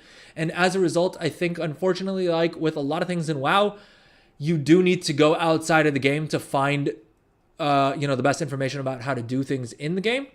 But what I will do is I'll drop a little link to one of my previous streams where I actually did like a Professions 101 guide. And the reason I'll refer you to that is because I think I managed to actually do a somewhat decent job of explaining how the profession system works and what the different stats and things mean. I would love your feedback if you do actually watch it. I would love your feedback on whether or not you think this is actually helpful. Let me try and see if I can link it to you with the timestamp, because it's a 4-hour stream and I'm not going to ask you to watch a full 4-hour stream to just get to that section. Give me 1 second. I'm trying to find the timestamp just so I can link you directly to that part of the video. I have it written down somewhere. Give me 1 second. But okay, you know what? I was saying we're going to take a quick little break in a second here anyway. So while I'm on break, I'll find the exact timestamp and link you to that. But I think hopefully that should help a lot. That explains the different stats that you need to worry about, where you get them from, what they mean, and how you want to optimize them, depending on what you're trying to craft. And I think that should hopefully be a good starting point for most people who don't fully understand the profession system. Yeah. So I'll link that right after the break. Meanwhile, you spent 25k on your weapon. Yeah, like I said, I'm not a good example because I don't really care that much about parses or doing a lot of DPS. I'm mainly just obsessed with gold making. Scanning knife is showing you a profit, like a 4k profit, and you're barely set up for it. Exactly, man. That's what I'm saying. The profession equipment is cash money. It also has a great farm if you like to do that too. Wait, what has a great farm? The profession tool? Or the skinning knife? Oh, yeah, I think I remember seeing that. Illuminamu, you're saying, do you recommend making gold through old content? Look, I think there's a bunch of gold that you can make through old content, and I think there's also some really fun ways of doing it, right? If you enjoy running old dungeons, transmog is always going to be an evergreen market. It's a very slow market and can be a bit frustrating, and I don't think it's necessarily, I don't think I could fairly say is a good use of your time for gold making. So I wouldn't really recommend that. I think you can make good gold through old content. I just don't know that I could recommend it, right? There's a bunch of different things that you could do. And if you enjoy doing old content, I would recommend doing it. My number one recommendation for gold making is always do something that you enjoy doing, because then you'll actually do it, right? If you're not having fun doing the thing, it doesn't matter how optimal the farm is. It doesn't matter how optimal the build is. It doesn't matter how optimal any of the things are, right? You're not going to do it. And so it's not going to be a good gold farm. I think, yeah, if you enjoy doing old content, I think transmog farming is great. Transmog crafting is great as well. I usually, outside of current expansion stuff, or when we start to see a lull in current content stuff, that's where I go to, right? Is crafting old world transmog, old expansion transmog, and that's made me probably the most, not the most gold. I was going to say the most gold of anything, but probably second only to current world content is transmog. Beyond that, I think there's also fun things you can do if you enjoy farming mounts, right? Farm mounts, farm some of the BOE mounts.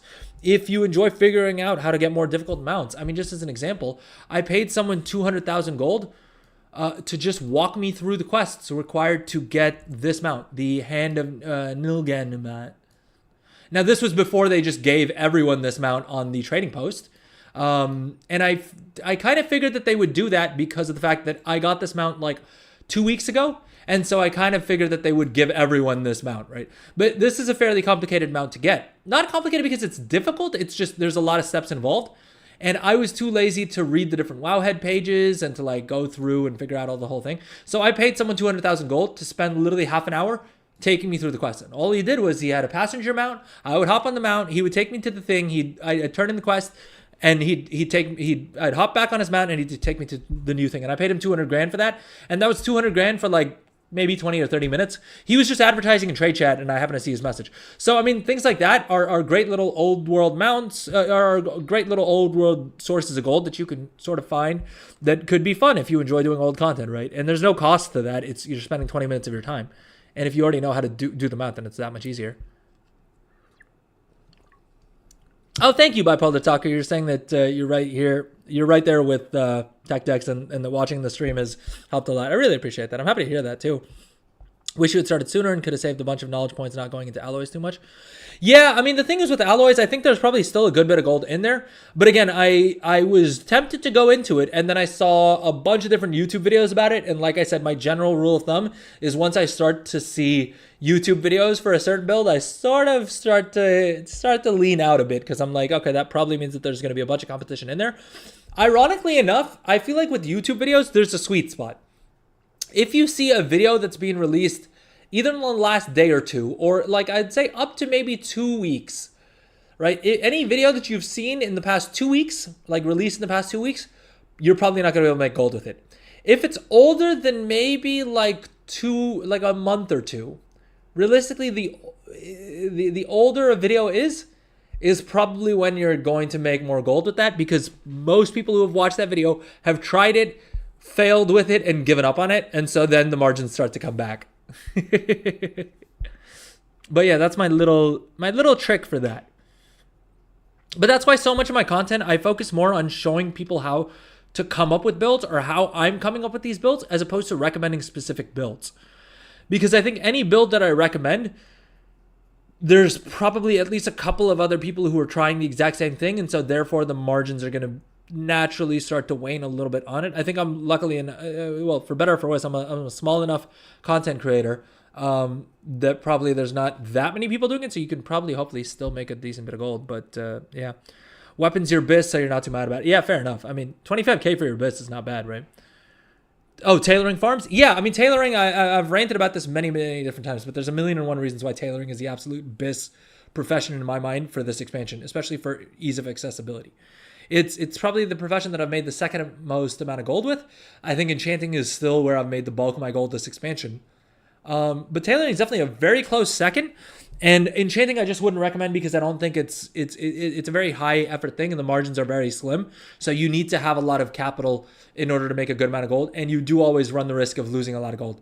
I've made the most gold with enchanting, but I've probably also lost the most gold with enchanting, and that's simply because of the fact that I bought the mats day one, let's say, and by day two the mat price alone for that enchant collapsed, and so I had to sell those enchants at what on paper would be a loss.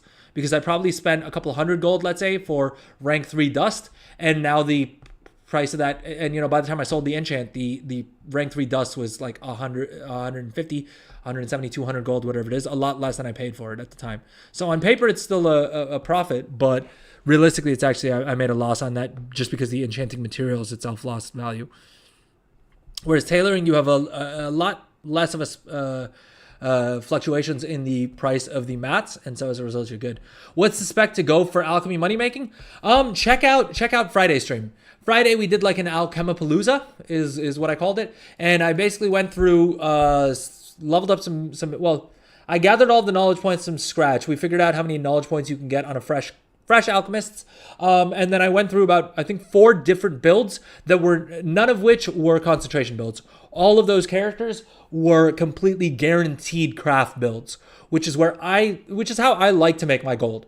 I'm not a fan of the concentration builds, mainly because of the fact that I'm too lazy to log on to a bunch of alts and use up their concentration, which again is not to say that they're bad builds. I think concentration builds can be amazing and are a great way to make gold, especially if you have an alt army. I just don't do it, and so I prefer doing guaranteed craft builds. And also because of the fact that I think if you're interested in a concentration build, there's 1,000,001 content creators out there that you can go check out to find good concentration builds. For me, I don't do concentration builds, and so I don't think I'm the right person to, share concentration builds. If you guys are interested, let me know in chat, and I'll be happy to share some of the concentration builds that I think work particularly well. But by and large, that's why I haven't really spent too much time covering them, just because I'm not doing them, and I don't want to tell you guys a bunch of builds that are really good for concentration when I'm not using them myself, because there's probably things that I'm gonna miss or get wrong. So yeah. Your first alt is going to be a tailor. Good stuff. Yes, I'm glad you're I'm glad you're listening to me. I'm telling you, tailoring is OP for gold making. Especially that profession equipment build, man. It's cash money. Because not only are you able to craft the profession equipment, right? By going basically hats or robes. I would say go hats first, because there's more professional equipment that are hats than there are robes, but definitely get robes after a while. But in this build, tailoring is unique in that you don't have a dedicated tree for profession equipment. You just go into the hat build. So in doing that build, not only can you do the profession equipment hats, you can also do the leveling gear hats, or the fresh level 80 hats. These do sell. I know a lot of people are skeptical, but they do sell. They're only eye level 558, but guess what? A lot of people hit level 80 after doing delves or whatever it is, and they just want enough eye level to get into heroics or into LFR or whatever it is, and so they will buy this gear. This does sell. Third of all, you can also do the crafted PvP gear, and check out my other streams to see how to get those recipes super cheap, right? This PvP gear also does sell. The rank 5 sell, right? People hit level 80 on an alt, and they wanna queue up for rated battlegrounds or whatever the things are, and so having eye level 606 gear that they can get for PvP is lit. Plus, they need to buy this at some point anyway, because guess what? When they get these higher level crests, they're going to need to have this crafted anyway, so they may as well buy the eye level 558 version and then just get crafting orders once they unlock the other heraldries for the epic version or the blue version. And if they want to throw embellishments on here, they can do that as well. And so going this build also allows you to craft those. What else does it allow you to do? I feel like there's something else I'm missing. Yeah, crafting orders. You'll also unlock the epic spark gear, and so you can probably also snag some crafting orders from trade chat, or if you download the craft scan add-on that I know I've spent some time covering on stream as well, you'll be able to get crafting orders for this as well. So this build is absolute gold. It's absolute cash money, and again, I don't think it's one that can really get saturated. So if all of us are playing on Illidan, which, let's be honest, there's a good chance that we are, it'll get a little bit more competitive, but I don't think it'll get saturated, because it's just, there's so many different ways you can go with it, and there's so many different things you can do with it, that you're almost guaranteed to not have wasted those knowledge points, whatever goes wrong. Yeah. You're down 4K on your alloy test. Damn, man. I'm sorry to hear that. Your first alt is going to be tailored good for passive. Is gold making for people who don't want a full-time gold. Exactly. It's great, man. Bags are competitive, but an option too. Yeah, I was honestly surprised. We were checking this out on stream the other day. The Weaver cloth bags are stupidly profitable, and this chick isn't even optimized for it. I should probably craft more of these, to be honest. But yeah, you can make a solid like 30-40% margin on these without even having a single point in resourcefulness. Usually what you'd want to do for bags is just stack as much resourcefulness as is humanly possible. And usually it's very competitive. All right, I need to take a quick break because I feel a fever starting to come on again, unfortunately, and I need to mess with my air conditioner. So we'll take a quick little break and then we'll come back and do our mailbox opening and then we'll get back to our delves. And then we you know what? We'll actually spend some time crafting tailoring today. Or no, we need to finish our chores for today's stream, but we'll talk a bit more about tailoring when we come back. All right. So see you guys in a few, and I'll drop a link to the crafting stats 101 video that I did once we're back from break as well. I'll take the break to find that timestamp for you. All right. See you guys in a few.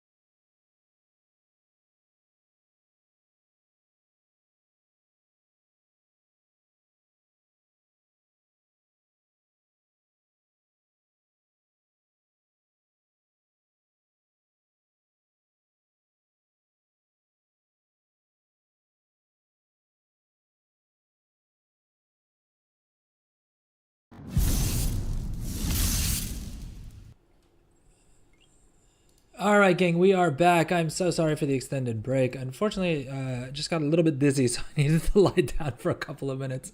Not sure what's going on. As is apparent, unfortunately, my allergies do not seem to be wanting to get better. Definitely gotta go see the doctor again for like the fourth time in like 2 weeks. But hey, it is what it is. All right, so we're back.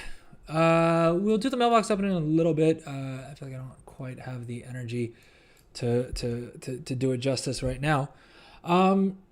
Should we attempt Zekvir? I'm trying to figure out what the like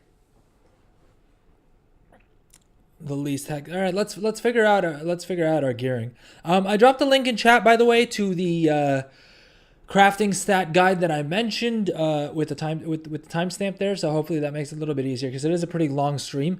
But I know that a couple of people who watched the stream live were saying that it really helped them understand what the different crafting stats are, what they all mean, how you get more of them, what they impact, and how you figure out what they're worth and things like that. So hopefully that helps anyone who's struggling with understanding the new profession system.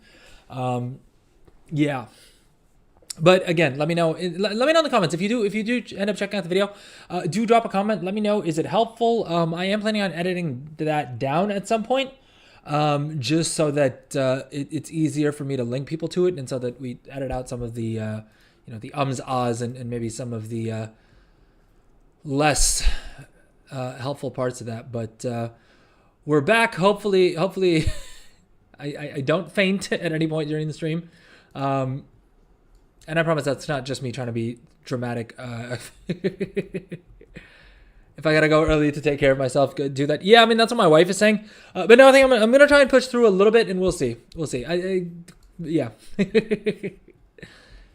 I'm trying my best to stick to this Monday, Wednesday, Friday schedule as much as possible, and so I'm hesitant to end any of the streams any earlier than I need to, and I'm also worried that if I just lie around trying to get better, it's gonna take me longer.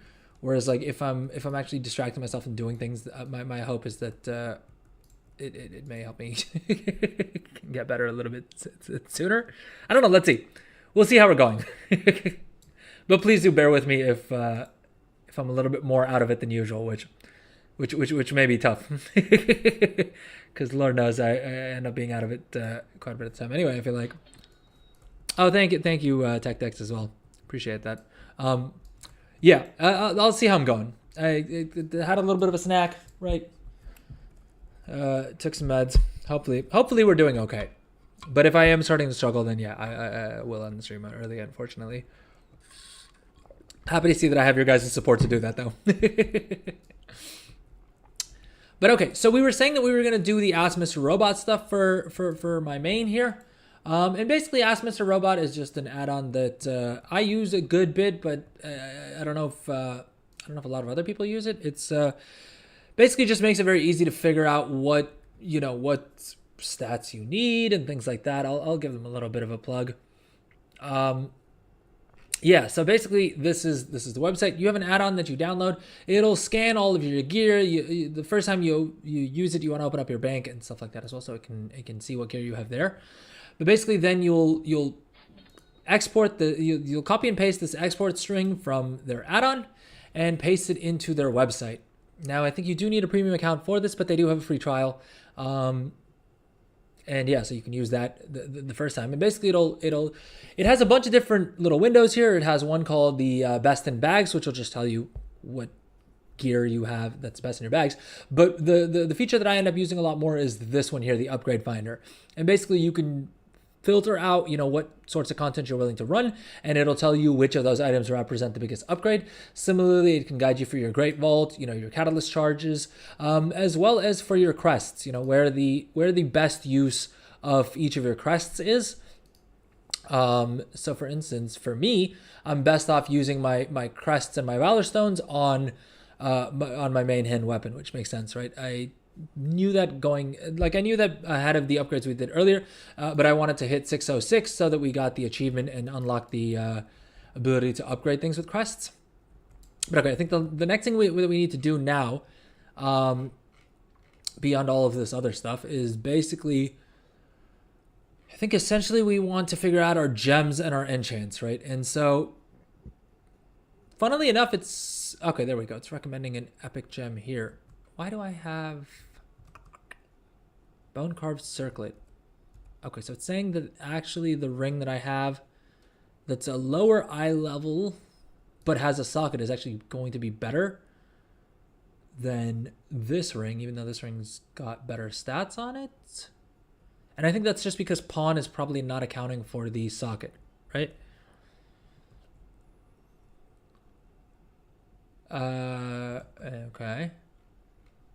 So let's say we do that. I need to... So I actually learned the epic gem recipes on my jewel crafter, even though I've not spent a single point into... oh, geez. Craft sim is extra convoluted today.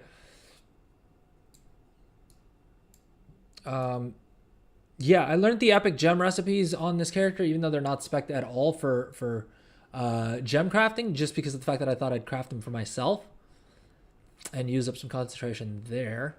Where is... Yeah, we have all of the epic gem recipes learned here. And I know that crit is technically supposed to be the highest DPS one, but I like movement speed. So that's what we're going to do instead. We're going to use the epic movement speed gem. And I bought myself a socket for my for the hero track belt that I have. So I think this is where we're going to slot this in. And we may as well go with the rank 3 if we're able to get it cheap enough, just because I think this is probably going to be my BIS for the season, right? I doubt I'm going to be in a situation to upgrade this any further. At most, I'll probably throw a catalyst charge on here, maybe. The only question becomes, am I willing to spend 3,000 gold on it? And realistically, the answer is probably not. I think I'm probably just going to buy a rank 2 version of this instead of actually using up my concentration. Because the cheapest I could craft this at rank 3 for would basically be around 3,000 gold, which I don't know that I want to spend that much. Like I said, I'm cheap. All right, let's do the auctionator scan while we wait. What's this chick up to? Let's see how much she sold since we started the stream. About 42,000 gold. Not too bad. Especially considering I haven't crafted in like days, right?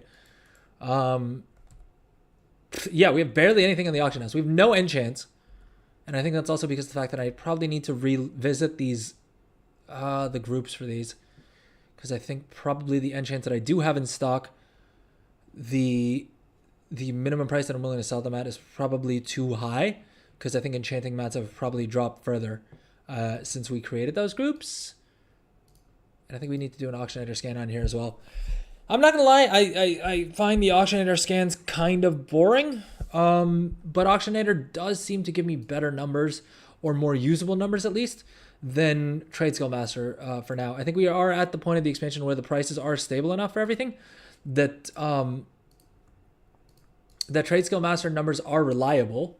The only issue is that Trade Skill Master has much less pretty numbers, right? Just as an example, I mean, on this we can craft... Yo, can we... Okay, never mind. No, we can't craft the rank 2s profitably. Is that right? Yeah, I'm just thinking here, because we're only getting about 2 gold per point of concentration here. And so I'm almost certain that there's going to be something else that we could use up the concentration on for a much higher concentration value. So I don't think it's going to make sense for us to use concentration on... Let's see, optimize reagents, and we'll do concentration value here. We'll check the concentration button here, and we'll uncheck the favorites because we're okay to spend it on whatever. Yeah, I mean, we could use it on gilded vials or decorative lenses for twice as much gold per concentration. So yeah, I think the move is that we just buy ourselves the epic gem, and then we use freaking... what do you call it?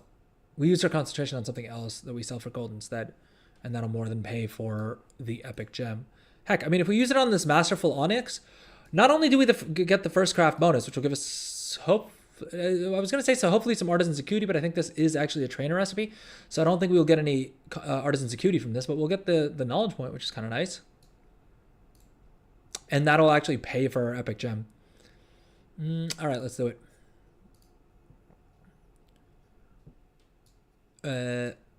Should we just do 2 of these?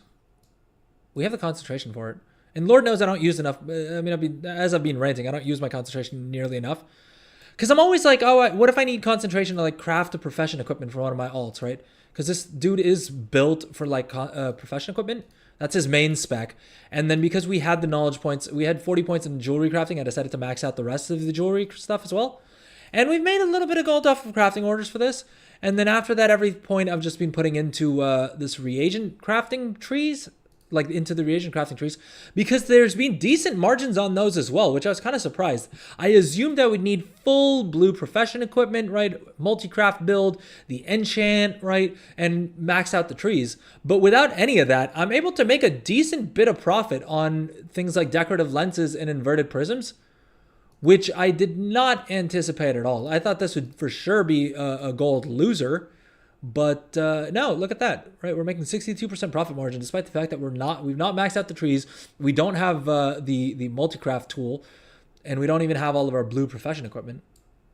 The margins are still pretty good. So yeah, and this is all without concentration as well. So this is what I'm saying. These are the kinds of builds that I'm trying to prioritize, and that I think is where the majority of the gold making potential is. But again, that may just be my opinion. I don't know. How are you guys feeling about it? Are you guys enjoying the concentration builds instead? For me, I don't love the playstyle of logging between different alts, just because I know that anytime I hop onto a character, I remember like 20 different things that I want to do on that character. And so theoretically, all I should do is log onto that character, spend 5 minutes buying the mats and doing the concentration craft and then logging off of them. But I don't end up doing that. I log onto that character. I, will try and do all of their patron orders, get their weekly quests done. I may try crafting all the stuff in bulk. And then if I'm lucky, I'll remember to use their concentration, which is why I've not focused on the concentration builds. But I mean, I know there is a good amount of gold to be made in like with those builds. How are you guys finding it?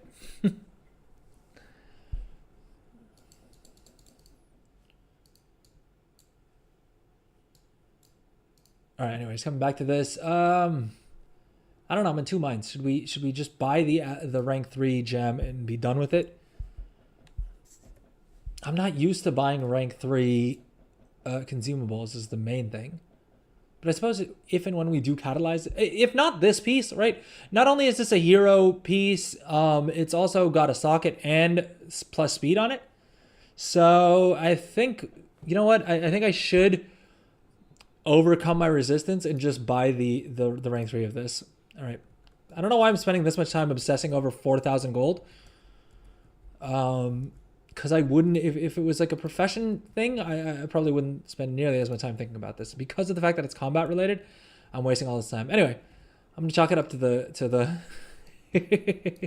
to the fever and just go ahead and slap that in there, right? Hero piece of gear. It's got speed. It's got. We even bought one of the little socket items. So if we're not gonna put in the best gem,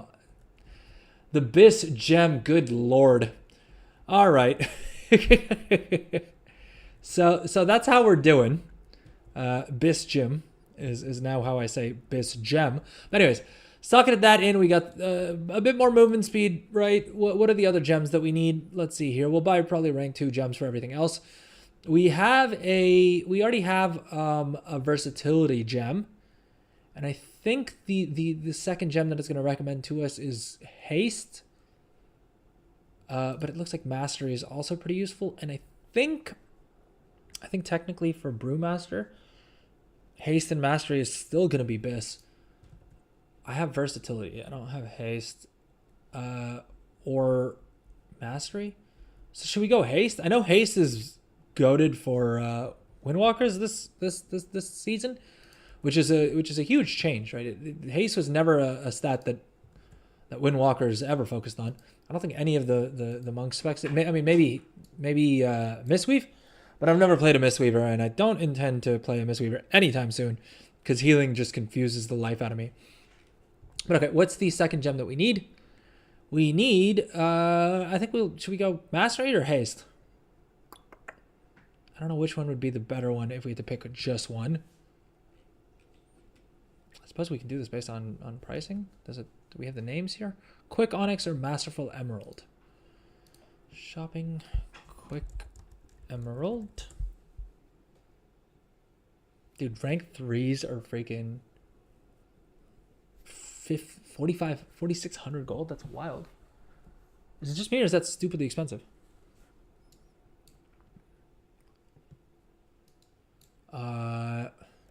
Yeah, I don't want to spend that much. Quick Onyx or Masterful Emerald? Quick Onyx. Mastery and Haste. Versatile Amber. All right, so 1,100 gold. Can we craft those profitably? Oh, Masterful Onyx. Yeah, that's literally the one that we're trying to buy. And that's going to be our best use of concentration. All right, can I craft these at rank 2 profitably? Because then I'll just craft it for myself.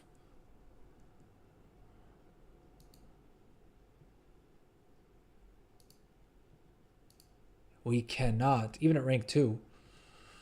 Quick Onyx is the... Oh, we don't even have that recipe? Where do we get... Is that from the tree? We got to go into the tree to unlock that. All right, so what's actually the cheapest price that we can get either of these for? Masterful Emerald is the other one. 1,100 gold. Yeah, screw it. Let's do it. I just want to stop thinking about this.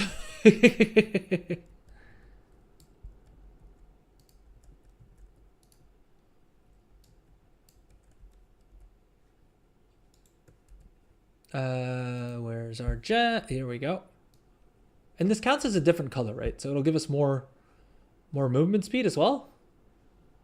Amber, and this counts as emerald. All right, so I think that's good. I think that should give us another 2% movement speed. 132% movement speed. There we go. That's what you'd like to see. Or at least I like to see. Presumably, I'd be better served by actually having crit, but it is what it is. Oh, I need to... Do I have any armor kits on my mage here that I haven't sold?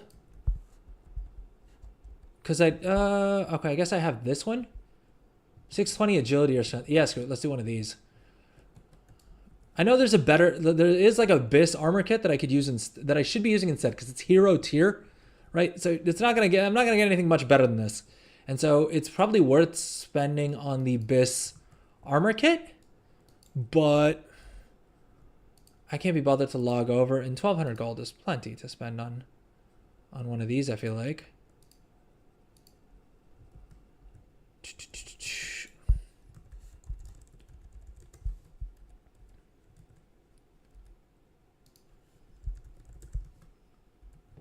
All right, let's hand over an armor kit.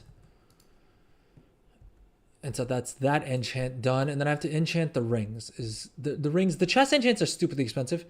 And also I don't think I have tier chest yet. So there's a good chance that I replace that if I don't end up having to use one of my catalyst charges on it. Boom. All right. Ring enchants, let's just do them on the cheap. We have, and I think these, it'll probably be cheapest for me to just craft it for myself. They're champion pieces, so they're good, but they're not great, right? And so I don't know if I want to use up like a radiant enchant because those do have the profane tinderbox, which is a little bit rich for my blood. I suppose I could go with the cursed enchants,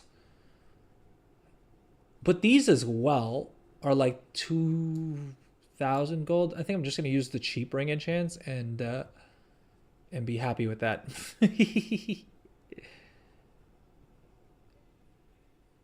Haste and, well, we have verse on one.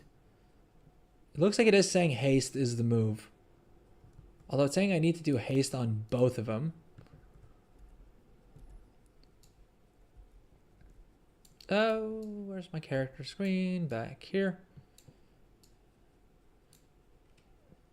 Is it the Whisper enchants? Which are the cheap ring enchants? Glimmering. Glimmering haste. Let's slap one of them. Yeah, fair enough. Okay, and then we need to do a boot enchant, but I think the issue with the boot enchant is that they also use the profane tinderbox. and I'm not certain that I'm going to hold on to these boots for any meaningful period of time because they're not tier. I'm not even sure if they're the best boots that I have access to because I think I can get better boots from the renowned vendor. So I think that's more or less it. I think we're done. Are we done? Yeah, because we're not doing the chest enchant and we're not doing the boot enchant. So I think we're good.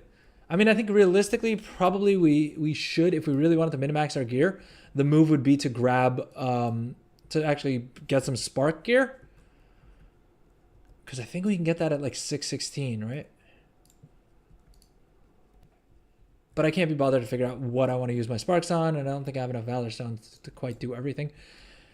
And I think we've spent enough of this stream on gearing, which usually we don't do any like actual endgame content on the Udrell show.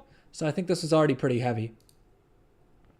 What level does the spark gear come out at? If you 597, and so I think we would need to use one of the enchanted crests, right? We'd have to use the rune crest that we can get for free from Renown or whatever.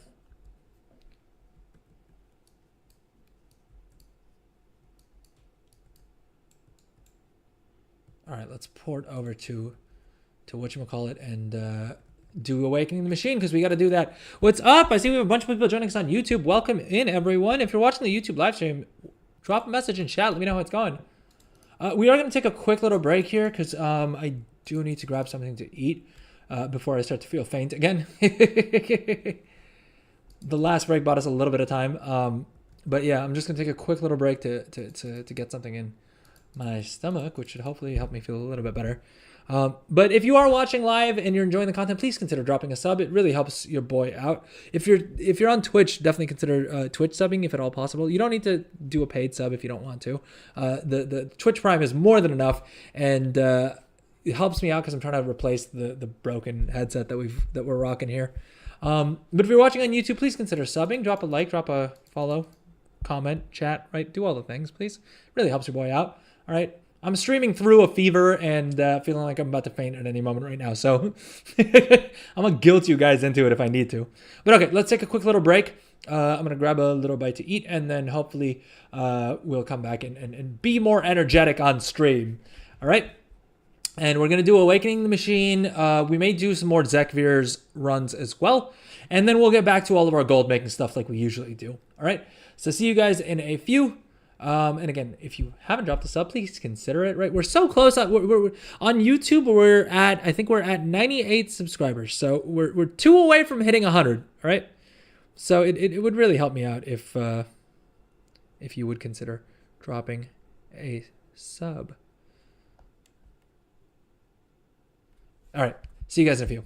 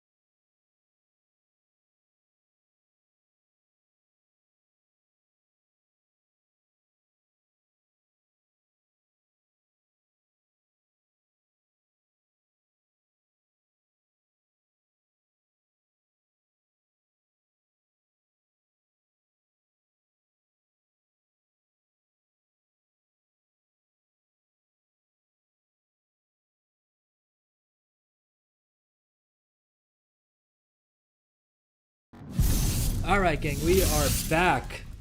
Got a little snack in. Hopefully we're doing better on energy levels. What's up? How's it going? How's everyone doing? If you're watching live, drop a message in chat. Let me know that you're still here. All right, so now we're doing Awakening the Machine on 2 of my characters, mainly to get that enchanting. We've got an echo. That's not good. Thank you, Bipolar Taco. Welcome back to you too. So we are basically going to do Awakening the Machine on 2 of my characters to try and get that enchanting recipe. Because like I said, it's a license to print gold, for Christ's sake. It's just so profitable. Oh, and we maxed out our adventure guide as well. That was quick. I mean, admittedly, it's been 7 days into the week, into the month. Like we're a week into the new month. So it if not now, then when? All right, and does this everyday cash isn't going to give us a key, right? But we will get one from doing the Awakening the Machine event. And then is there any other quests that I need to do to get a cash? Are we good? Which recipe? It's this one here. It's the Strength Chest Enchant. And it's basically the reason it's so valuable is because of the fact that it's BOP. So you can't just buy it off the auction house. It's this one, the Oathsworn Strength. And like I was saying, you can craft this profitably at rank 1. You can craft it profitably at rank 2, right? With a lovely, lovely, nice high margin. I think the only thing is at rank 3, even if you're fully spec'd. Oh, never mind. Never mind. At rank 3 as well, 20% margin, right? This is the only enchant that, like, whatever rank you craft this at, you're going to make a profit on. And again, it's just because the fact that it's buying on pickup. And so if you have any character that has enchanting, run Awakening the Machine. Do it every week. Stay on top of it. I've been saying to do it every week, and I've not been staying on top of it as much as I should. But don't do what I do. Do as I say, not as I do, as I always say. You can basically run it once per week. And what you need to do is you basically need to get through all 20 waves in one shot, so that you unlock all 4 chests. Basically, each 5 waves that you can do in one go, you unlock another chest. And so the only way you get all 4 chests is by doing all 4 waves of 5, all 4 sets of 5 waves each in one shot. It's not that difficult. Awakening the Machine doesn't scale. Supposedly on the beta, it did scale initially and gradually got more challenging, and you could pick different difficulty levels and things like that to keep it more engaging. But people found it too hard, and so they just nerfed the crap out of it. And so since then, it's now just this weird sort of instant that I think has some cool potential, but doesn't really scale or anything like that. It's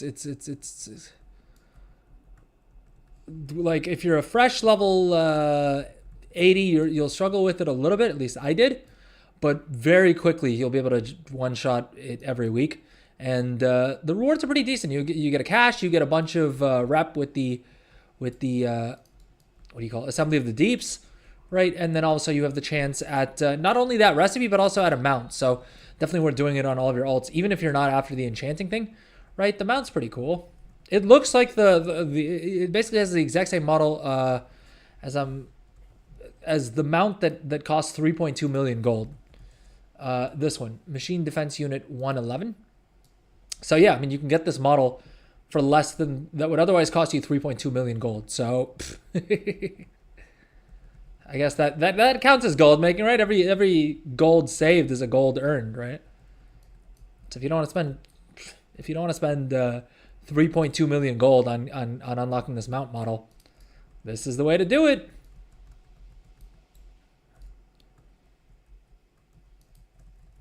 Raktar.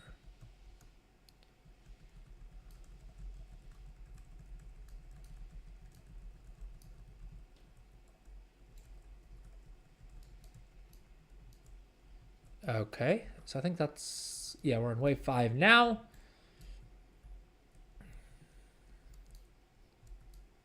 Oh, never mind. We did the first 5 waves. Let's go ahead and queue up again.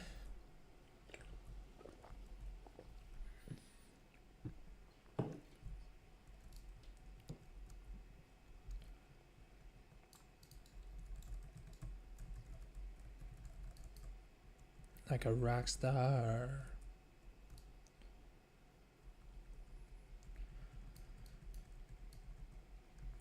Yeah, I mean, on my Windwalker, it's fairly trivial. On my Mage, I struggle a little bit more.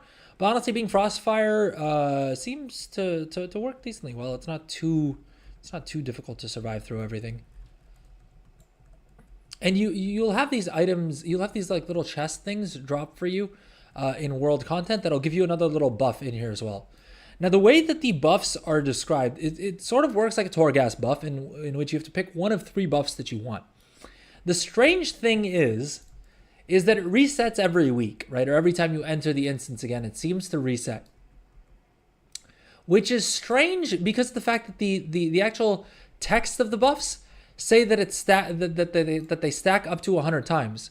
So you're thinking, okay, probably it carries over from week to week, right? And each week you can increase the buff. But it doesn't seem to actually do that. Let's see if we can find it here on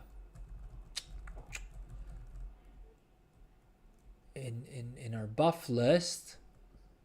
Not sure where exactly it is. Yeah, this one, the Edict of Haste.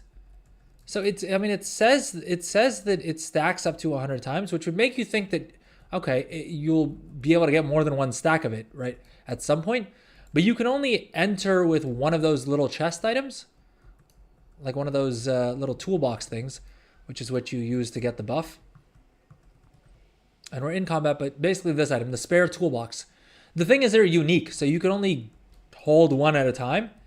And if you leave the thing, like if you leave the instance, it resets. So I don't know what the thinking is. I don't know how it's supposed to work.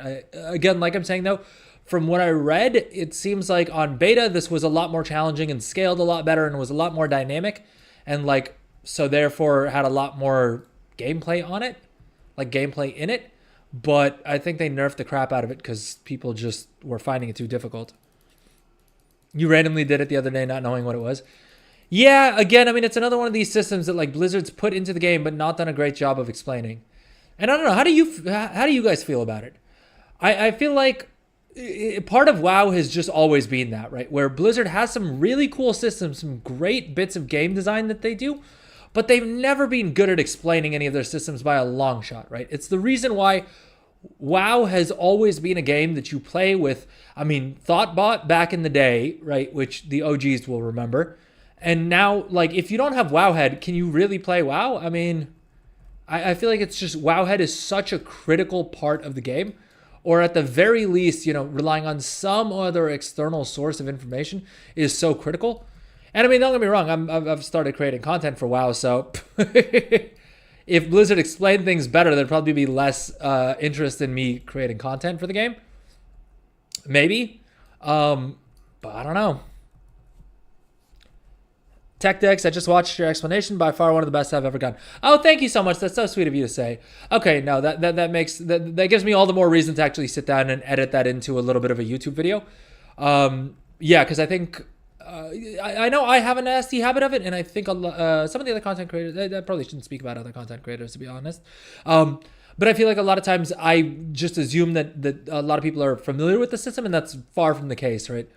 Even if you play during Dragonflight, the system has changed a decent bit, and yeah. I've spent stupid amounts of time understanding the profession system and on the beta and things like that.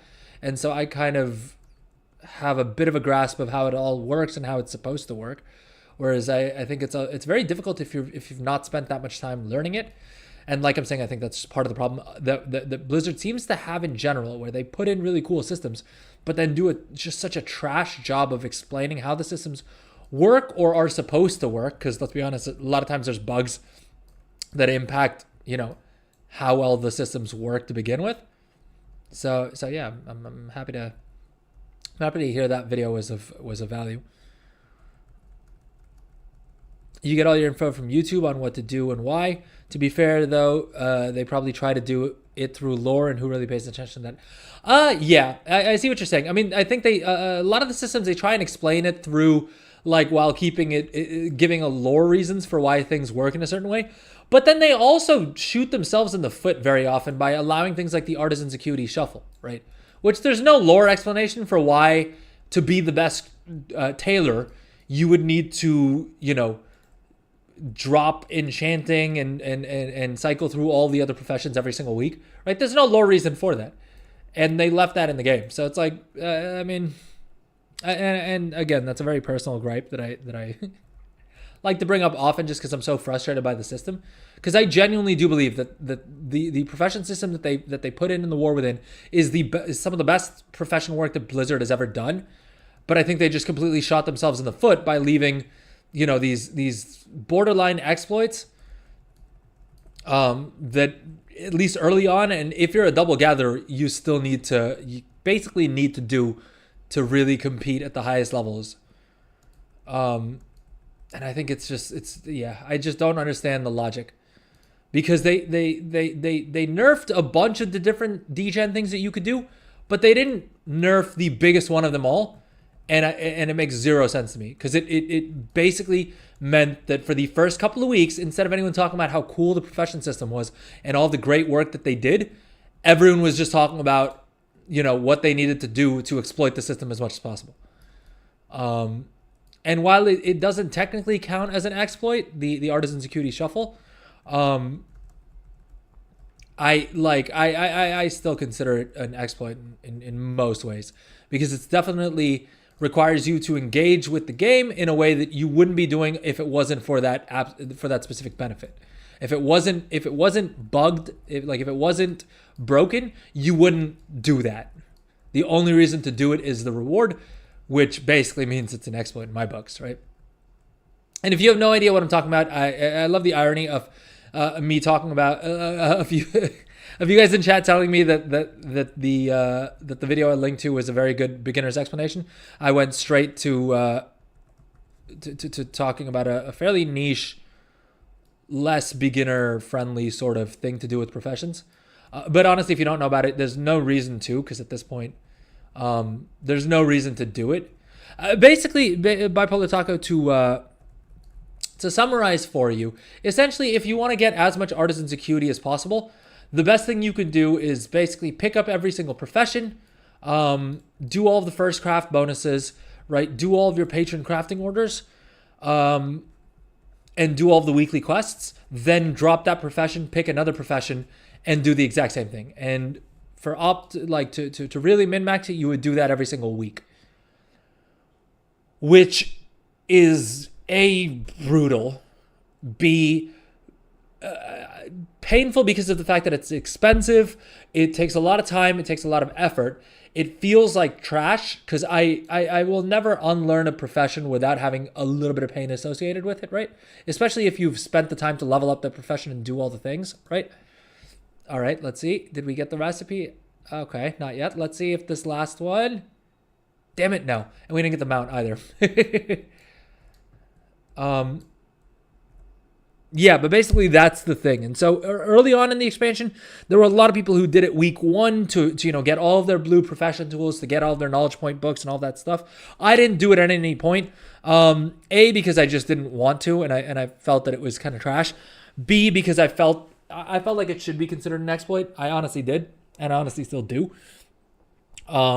And C, because of the fact that I mean, part of my whole thing was that I wanted to show people that you don't need to do it to make big gold. Because the early couple of weeks, everyone and their mother, especially on like the subreddits and in the YouTube comments and stuff like that, were like, oh, if you didn't shuffle Artisan Security, like, you can't compete. You're never gonna make any gold the rest of the expansion. And I was like, no, that's not the thing at all. You don't need to do the G-Gen stuff to make a whole bunch of gold, right? I've made probably at least a gold cap so far this expansion, and that's as well playing pretty casually, relatively speaking, compared to what a lot of other people did. Didn't do any of the Artisan Security shuffles or anything like that, and still very happy with the amount of gold that I'm making. And I think most people seeing my stream would probably agree, right? Like, what would be the best recommendation for gold making profession? Tailoring, by far, and it's hands down, it's not close, because there's just so many things you can do with it. I've covered it on quite a few of my streams. I can do a little recap if you'd like, but let me know in chat.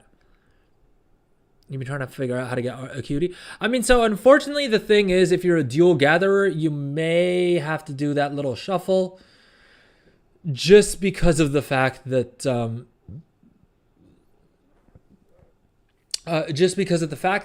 what do you call it?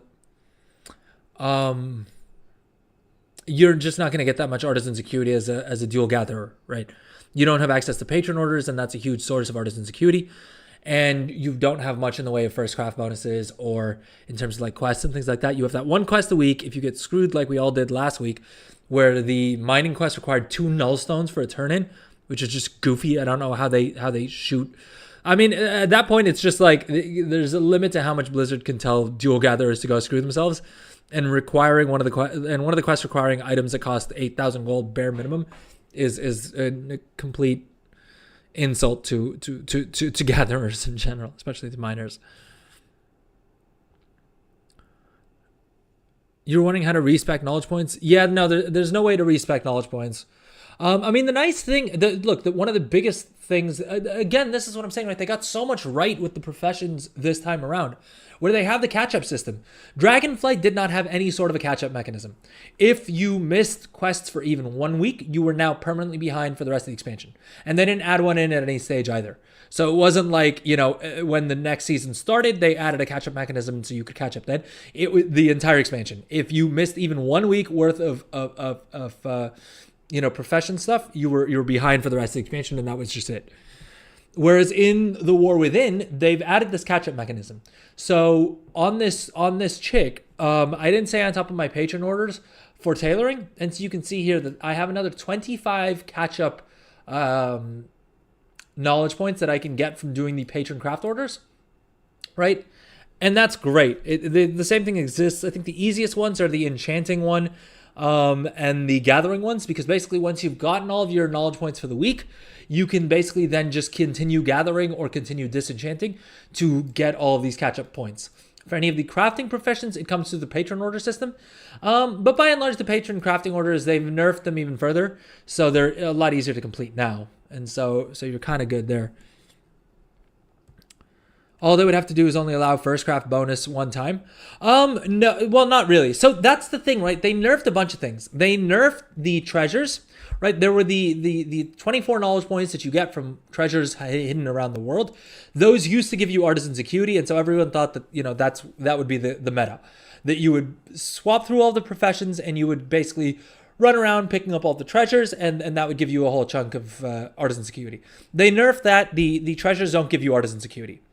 Then people thought, okay, we'll do it for first craft bonuses, but they nerfed that as well. So the first craft bonuses for recipes that you pick up off of the trainer don't give any artisan security. You'll get knowledge points, but they don't give any artisan security.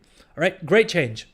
And both of those changes means that there was someone at Blizzard, at least one person, who went, okay, people are going to exploit this by doing this, right? So they were aware of the problem.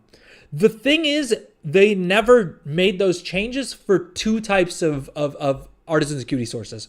The first one being like the weekly quests and the patron orders, and the second one being any of the recipes that you could either like buy off of the auction house or that you could get through the talent trees.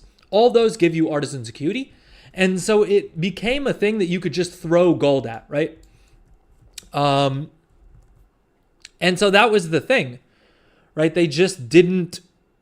They didn't nerf those for some reason, and the fixes were both really simple. They could have done one thing, which is just cap the amount of artisan security you get per week. Right, I don't get why they didn't do that. We have caps for crests, we have caps for valor stones, honor. Right, we have enough currencies in the game that they have a weekly cap for, and you get so many, and after that you don't get any more that week. Why they didn't do that for artisan security is beyond me. I get that they don't want to limit the artisan security too much because maybe you pick up a profession and you genuinely decide you want to swap professions. I sure, they shouldn't make it impossible for someone who swapped professions to catch up, because that would be contrary to the entire purpose that they've done. But I don't think there's that many people who are genuinely swapping professions. And if they are, I think it's fine for them to lose a week or two of progress, right? Every other part of this game penalizes you that way. If you decide midweek that you want to swap between Brewmaster and Windwalker, it's going to take you a little time to get your gear, right? To get more crests and whatever it is. And that's fine. We're all okay with that. We understand that if you change your mind on something, you're going to have less of an advantage than someone who didn't change their mind, right? That we're all fine with that logic, right? I don't think there's anyone who doesn't agree with that. So that was the first thing that they could have done, is they could have just capped the amount of acuity you got on a weekly basis. Or second of all, and an even more elegant solution, would have just been to have artisan's acuity tied to the profession. And then they could have done whatever the hell they wanted. I mean, I think tying it to the profession would have meant that, you could have just used one character have all of the different professions, because you could then theoretically pick up tailoring, right? Get your blue tailoring professions tools, and then swap. And then, once a week you could do all of your crafts on each of those professions. I mean, I think it's still a little grindy, and I think honestly, it's not that hard to get characters to level 70, so there's not too much of an incentive to do that. But maybe that's why they didn't do that. In either way, it would have, if you're willing to spend that much gold to do that, I mean, have at it, right? But they didn't do that either, and I don't get why, because that would have solved this entire problem. Because then you wouldn't have had players who were doing all this. The other nice thing that would have done is that it would have meant that you can prioritize both of your professions equally. The way it is right now is any character you have, you got to pick one of your professions that you're focusing on, because that's where you're going to channel artisan's acuity. I mean, for this chick, she focused on enchanting, and tailoring was basically useless on her for like the first 2 or 3 weeks. I mean, not completely useless, right? I did still find things that I could craft profitably, but I didn't have the blue profession equipment. I didn't have the knowledge point books, right? Which just doesn't feel great. Why am I having to pick one profession or the other? I mean, at that point, just give me one profession slot, right? If you're going to give me 2 profession slots, let me min-max both of them. I mean, that's the whole point, right? Like, that's how it's always worked. I don't get why Dragonflight and the new profession system needs to change that. But they didn't do that, and so it is what it is. I'm hoping that for the next expansion that they figure that out and they solve that problem. And they either just have the artisan's acuity tied to each profession, or have a weekly cap. If they do the weekly cap, it limits the use of picking up and dropping professions, but also still leaves the problem of having to pick one profession over the other on each character. Whereas if they do a per profession artisan's acuity, I think it solves all these problems pretty neatly, and allows you to focus on both of your professions equally. The only trade-off is that, of course, you may have some people who, decide that they want to only play their main and min-max every single profession on their main. But look, if they want to do that anyway, it's going to cost them a boatload, and that I'm kind of okay with. It doesn't give them an advantage over other tailors. If anything, they'll be worse than other tailors.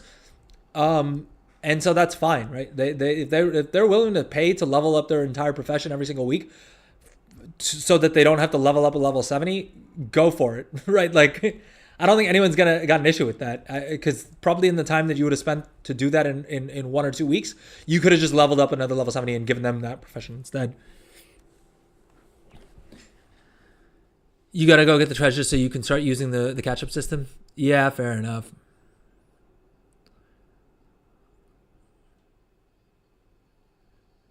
Legendarism exclamation mark giveaway. Actually, funnily enough, I was going to enable that for Friday stream, in all honesty.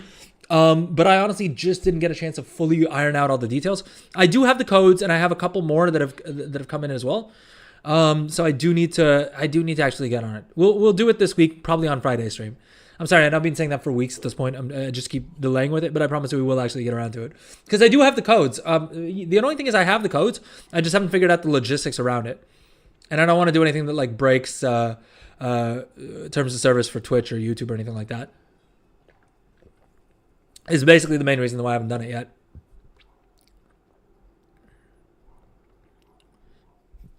I use the website. Well, so I mean, I use Streamlabs for the chat bot. I mean, as you can probably tell from the message right up, right before yours. And Streamlabs does have the giveaway command. So I'm now clear on how to set it up technically. It's just like I said, it's the other things of like figuring out how I do it within terms of service for all the different platforms is the like main blocker right now. But I promise I will sort it out. All right, let's see here. Let's do a quick little Ask Mr. Robot for my mage as well, and see how what we should spend our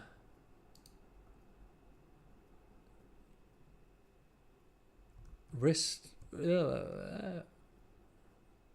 Waist Trap of Infinity is not best, or is not my best in bags. What can I do for jewel crafting? What do you mean? To make gold? Jewel crafting is actually super easy. And I figured this out entirely on accident this weekend.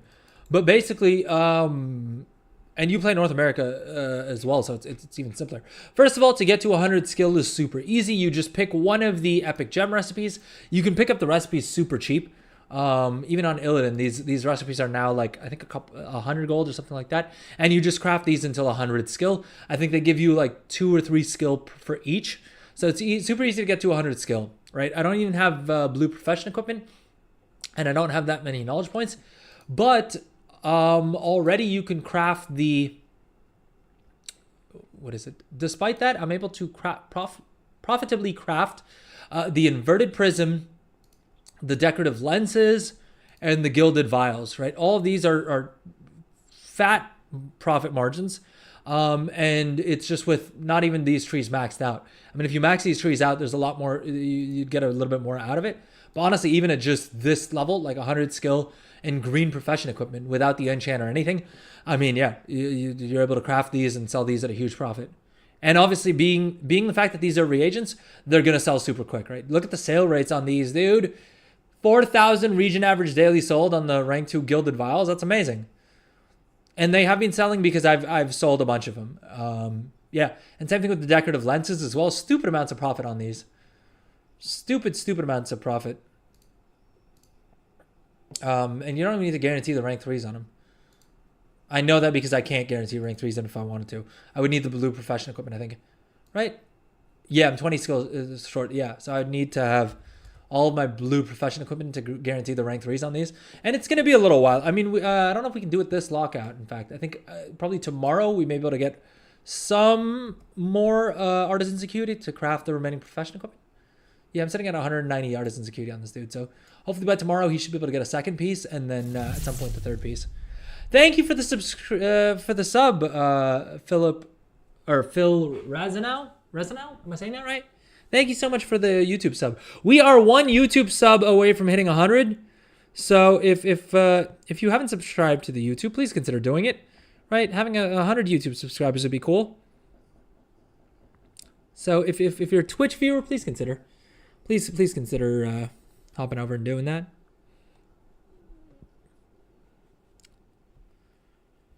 But okay, I think we're going to take a quick little break and then we'll come back and do everything else that we need to on oh, we hit 100 subs. We hit 100 YouTube subs. Thank you, everyone. Yay. 100 subs on YouTube. Thank you, everyone. Very, very much appreciate that. Is Craft Sim, first of all, welcome to the chat, Trigger Happy Hug. How's it going? Welcome to the YouTube chat there. Is Craft Sim easy to set up? Yeah, super simple. The first thing that you need to do is probably find a pricing source. I think Auctionator is the absolute easiest to get set up. And yeah, I mean, Auctionator, you basically just need to scan the auction house. It's a little bit more annoying in that sense than Trade Skill Master is, because Trade Skill Master will just automatically download the data for you. But I honestly use Auctionator in any case, even though you have to manually scan it, because I think it's more accurate. And yeah, then you download the add-on. Craft Sim is very simple to set up. It's a bit more complicated to understand it. But in terms of options, I mean, I can show you guys right now. The options for Craft Sim are super simple. I mean, you'll select your price source.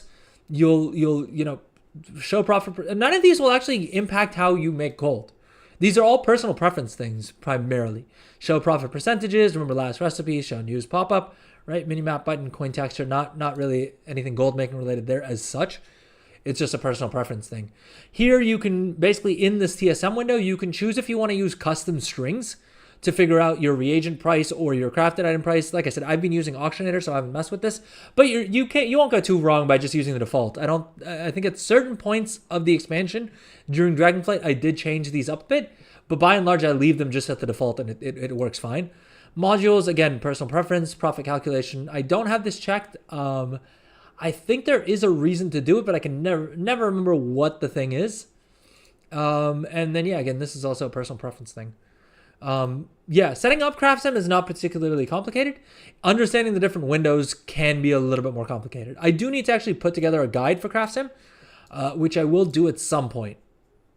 We may do that on Wednesday stream. Yeah, I would say probably the most important windows for you are going to be this one here, the average profit, The simplest one to understand is also the top gear window here, right? Just because it'll recommend which pieces of gear you want. And so to make the best use of this, I would recommend having at least one of each of the green tools in your bags. And what I mean by that is for every profession, you'll want to have a resourcefulness tool at the highest level possible and a multi-craft tool. And so for something like jewel crafting is probably a better call here, but you'll see that if we're crafting something like the decorative lens, we'll want to use a multi-craft tool. But if we move to like profession equipment, it will recommend here that we swap to the resourcefulness tool. And so I would say at bare minimum have a resourcefulness one, and depending on the profession, have a multi-craft one. In very rare cases, actually no. In none of the cases is it going to recommend that you have a crafting speed tool. There's some edge cases where you may want to have a crafting speed tool, and that's basically just where you care more about crafting more of XYZ item per hour, and you can't proc multicraft. You can't proc multicraft, and you don't care enough about resourcefulness is the only time you'd want to use the crafting speed one. And then there is also an ingenuity tool you can get. And I generally don't do concentration builds, so I'm the wrong person to ask about ingenuity, if I'm being honest. But I know people who are doing the concentration builds, a lot of them are using ingenuity tools, and that works pretty well for them. I don't do concentration builds. I don't use up my concentration. You can probably see here that more or less all my characters are maxed on concentration, which is a terrible thing. Don't do this. Use up your concentration. It is free gold. I'm being a moron and leaving gold on the table by doing this. But it's just, yeah. I just don't enjoy concentration builds, and so that's why I haven't done it. But ingenuity tools can be handy for that as well. Trigger Happy Hug, you're saying you have TSM set up. Oh, okay, yeah, so it's even easier to use CraftSim then. But I would say these are the two most important windows, right? The average profit and the top gear. Then, if you want to get a little bit more advanced, I mean, also you have these handy little windows that are sort of just quality of life improvements, right? The cooldown tracker is really nice, especially if you have multiple alts. The craft buff window, which is up here, which will just remind you, if you have all the buffs that you need to have up. Right, price overrides is pretty self-explanatory. I will do a more in-depth guide at some point, so do keep an eye out for that. I'll probably release it on the YouTube channel whenever I get around to it. But I'll give you a quick overview right now of all the different windows. Cost optimization is fairly self-explanatory. It'll basically just tell you what your actual crafting cost is, and it's handy to figure out how much you're gonna have to invest. What else? The concentration tracker, again, pretty self-explanatory. Handy to check concentration on all of your alts. Really useful for that. Beyond that, you have the price details here. This is just sort of a nice to have, right? Nice little quality of life benefit. It'll show you what each of the finished materials is selling for. So, at the different eye levels, like, right, what does a rank 1 sell for? What does a rank 2, rank 3 sell for? This won't update super well for Trade Skill Master, just because Trade Skill Master has a bit of a tougher time, it seems, tracking different item qualities for certain items. So you'll see here, if we swap the Trade Skill Master as the price source, it actually just shows us the rank 1 price for all 5 of them, which is not true. That's the other reason why I've been using Auctionator a lot more, because for things that have 5 qualities like that, I mean, there's a big difference between the rank 5 Incanter Shard selling for 1,300 gold almost versus me thinking that it's going to sell for 200 gold, right? One of those is heavily profitable and one of them is not profitable at all. So that's what this window does. This window down here is also fairly important, I would say. It basically just tells you what the cheapest mats to use are. And this window right here is my absolute favorite one, the specialization info one. And that's super useful because when you check this little box here to put into simulation mode, you can then use this window right here to figure out, you can simulate using different quality mats to figure out what'll get you the best profit margins. And similarly, if you don't have, if you're trying to figure out where to spend your knowledge points, let's find a good example of this. Something that we're not expecting to. Marble stone, right? Let's say I decided I want to craft these because I really like the profit margins, or I'm using this for something else, and I have, 10 knowledge points. Instead of spending them and trying to figure out, where it makes sense there and manually calculating it, instead what I can do is I can come in here and try putting 10 points into masonry, and we'll see that our profit margin goes from 5% to 9% by putting 10 points into masonry. Whereas those same 10 points, if I put into shaping, right, my profit margin stays at 5%. And so if I was trying to craft this item better and I have 10 knowledge points to spend, I'm much better off spending them into masonry. And yeah, and so that's sort of how it goes for anything else you want to do, whether or not you have any knowledge points and whatever it is. It just allows you to simulate those things a lot easier. And this is where I've spent this is what I've spent the majority of my time in the War Within doing, is just testing out different builds and things like that in Craft Sim before figuring out what I want to craft. And it'll save you a lot of time, energy, and frustration to test things out through this through the simulation mode prior to actually spending your knowledge points. So yeah, I definitely recommend doing that.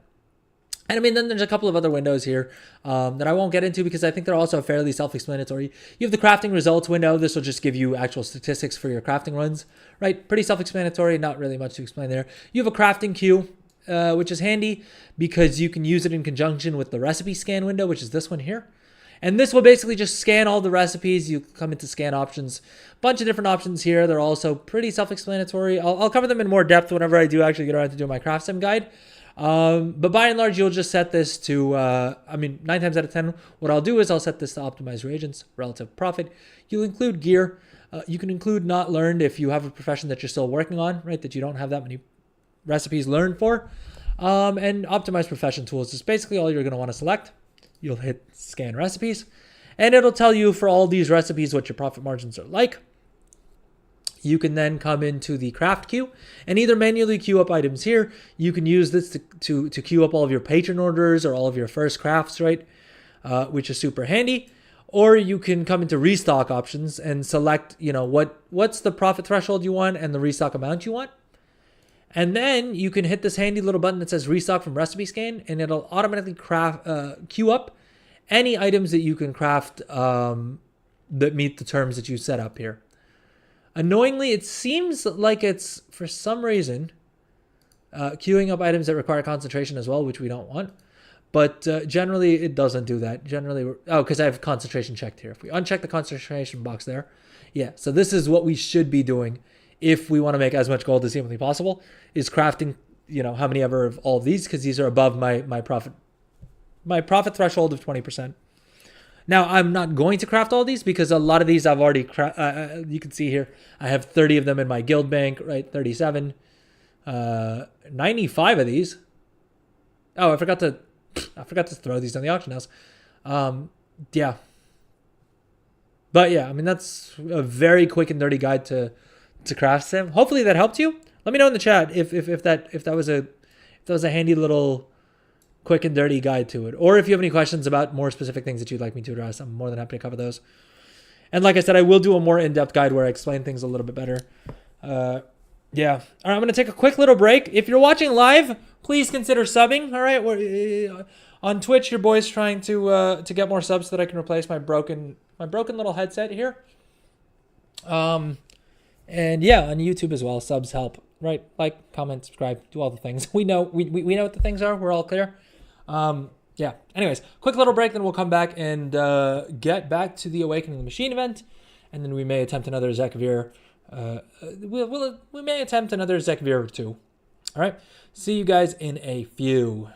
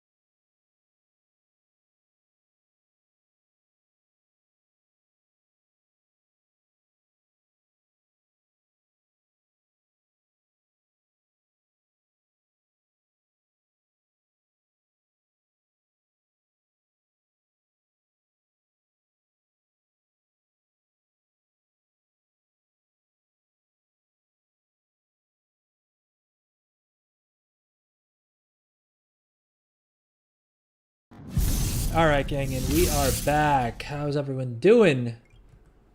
Welcome back to the stream, folks. What's up? You guys are watching live. Drop a message in chat. Let me know how it's going. All right, so we said we are basically going to try and sort out our gear on our mage real quick, and then we're going to run the Awakening of the Machine event to try and get ourselves that enchanting recipe, because it's just a license to print gold. It's ridiculous how OP that thing is. Do I know how many catalyst charges I have left on this chick? Because I think she has a 2-set bonus. Yep, we got the 2-set. But do I have any more catalyst charges left? Harmonized Silk. Okay, she has 1 more catalyst charge. And she'll get a second one tomorrow, so she can get a 4-set tomorrow. Am I being dumb? Is there any other source of gear that she should get this week? I think Awakening the Machine will unlock another slot in the vault for us. But we claim the vault for this week. Okay.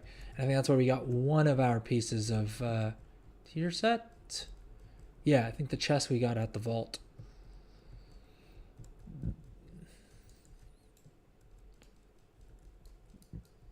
All right, let's figure out where to spend the rest of our crests and valor stones. And I think I did want to try running Zekvir on my mage as well, just to see if that did anything for us. Chest to 606. The thing is, so I mean, this is tier, but it's also veteran gear, and I low-key feel like I should probably save my crests and my valor stones to upgrade. Well, I don't think this chick's going to get hero track gear, but champion gear at the very least, right? I think she got this piece of hero from the freaking, what do you call it? From the damn time walking raid, right? The little raid quest that we had for time walk. Let's go turn in this quest. I don't think we turned in the gearing up for trouble quest, which will give us our last cash for the week. That'll give us a key. Yeah, restored coffer key. There we go. And we unlocked another great Vol slot as well. But I think we literally have to do, yeah, we need to do 4 more tier 8 or higher delves in order to unlock the 3rd slot here. And I don't know that I am willing to spend that much time on it, to be honest with you. So I don't know if we should bother. I may not bother with Zekvir. I know we said that we would, but I'm kind of lazy, and two vault slots is enough, right? I don't really care about gear that much. All right, so then we just need to basically do the Awakening the Machine event on this chick, and maybe do vault slots. Because I think doing the Awakening Machine will unlock 1 more slot here, and if we can do Zekvir twice on this chick, then we're laughing, right? We're in good shape then. Okay, so what's Ask Mr. Robot telling us? We need to upgrade our main hand, our chest, our head. I mean, low key, I feel like the chest, the head is the best piece, but we don't have the crests required to do it, and I don't think she can upgrade her crest, can she? No, because the achievement is at a character level, so that kind of sucks. Should we upgrade our chest?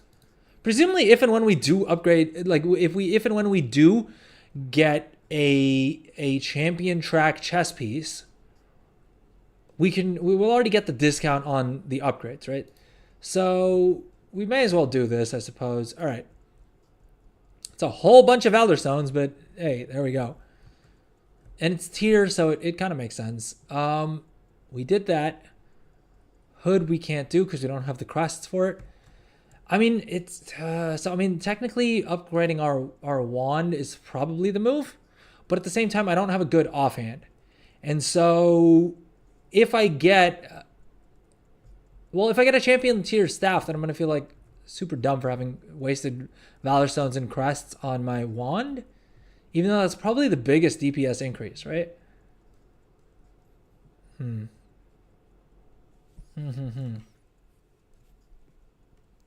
Sorry, folks, give me 1 second.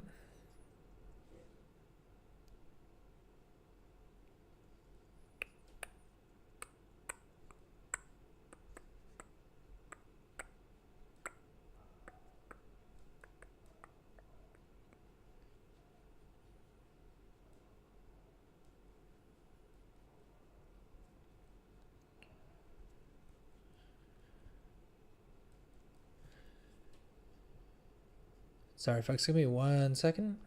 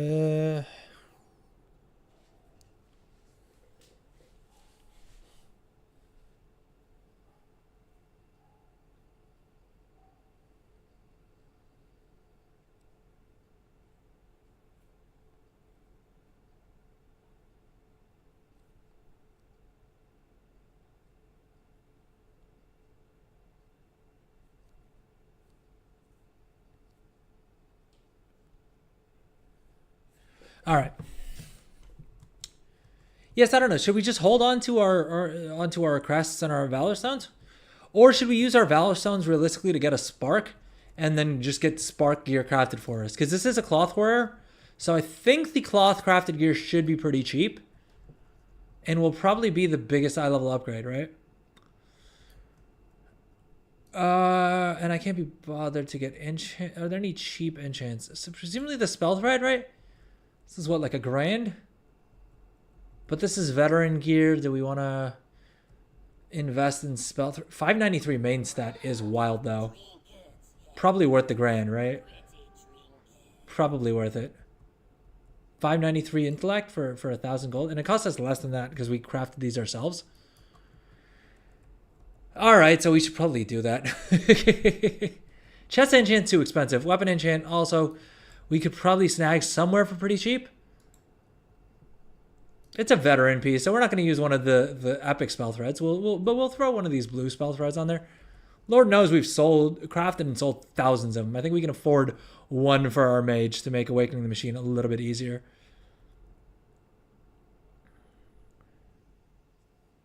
What do y'all think? Should we attempt Zekvir on my mage at eye level 596 or whatever she's at?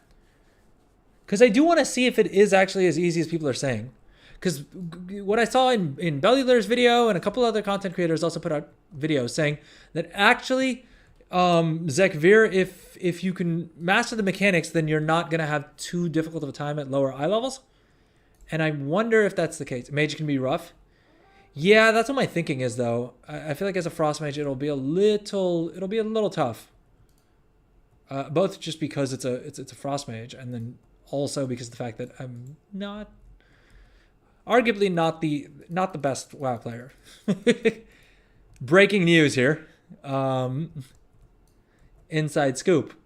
Adrel isn't the greatest WoW player. Don't tell Liquid, all right, because I don't want them to reconsider my application.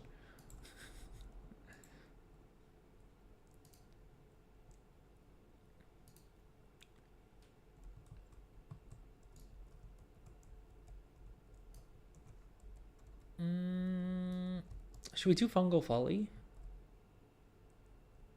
I think we said we're not doing Zekvir because basically to get any more vault slots, we would need to do like 4 more. But I think the reason that we would do Zekvir is to finish off this quest here, which will give us another piece of champion gear. But the question becomes, do we do Zekvir or do we do just Fungal Folly? We may do Fungal Folly. All right, give me 1 second. Let me hit my air conditioner, and then we'll do Awakening the Machine to begin with. And then we'll hop over to do Fungal Folly.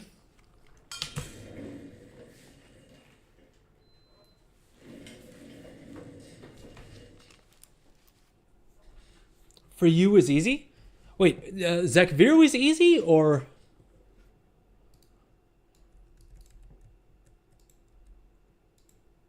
Zekvir on your mage? I feel like this is the one to go for, right? All damage you do is increased by 15%. That sounds lit.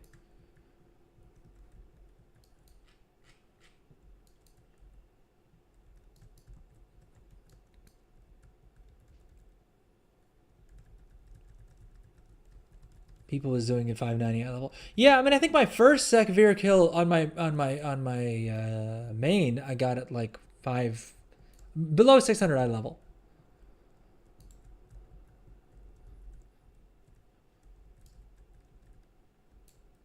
The problem is I don't know what the interrupts are. Counterspell. All right. So we know that now. I think the other issue I have is that as a mage, I don't really have any way of healing Spieler Kuldus, so I should probably not let him tank too much.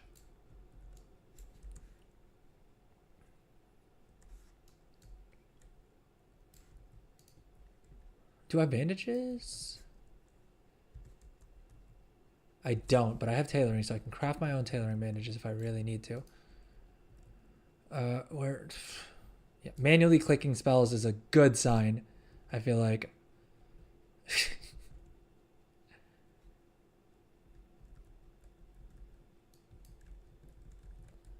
Oh, dude, I don't even have arcane intellect up. This is how trash I am playing a mage. Yeah, Zekvir may be a bit ambitious if we're being honest.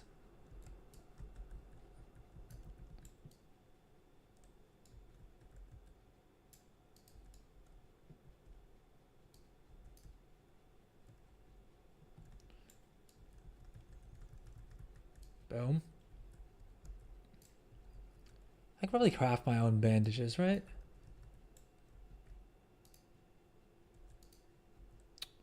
Damn it!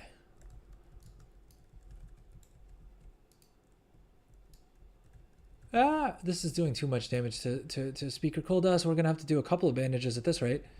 Dude, why? Do I only have one interrupt? Is that the thing? Dude, Kuldus is already at like half health. This is not a good sign. Oh, God. Okay. Jeez. Yeah, we're gonna have to craft some bandages and heal Speaker Kuldus through that. All right, I should probably figure out what my actual interrupts are as a mage. Let's see here. And like keybind them better. Spell Steal will steal a beneficial effect from the target. I have 3 CCs. Okay, what are they? Dude, yeah, attempting Zekvir is not... until I figure out the class, I'm definitely not going to... I'm definitely not going to do any much of anything.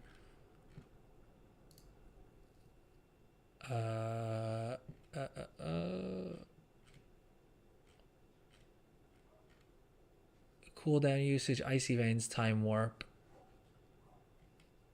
Does it say here? Do they have a little guide to what my major cooldowns advanced?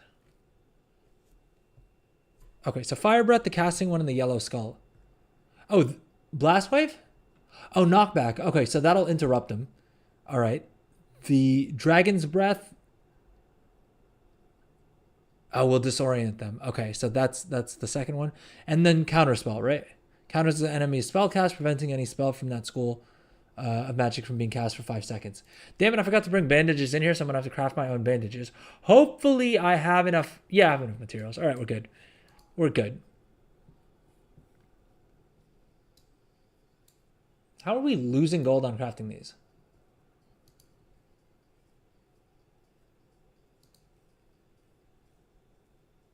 Oh, and I have polymorph. Yeah, why did I forget that I have... Dude, suck at playing a mage if you guys can't tell.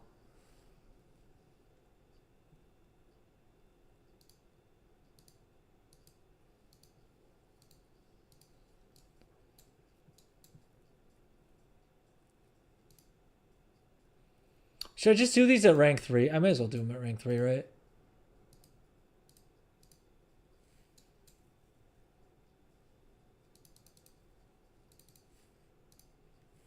Any extras I have, I can sell profitably anyway. I mean, I wouldn't use this. This isn't the chick that I do my bandage crafting on, just because I have another tune that has better stats for bandage crafting.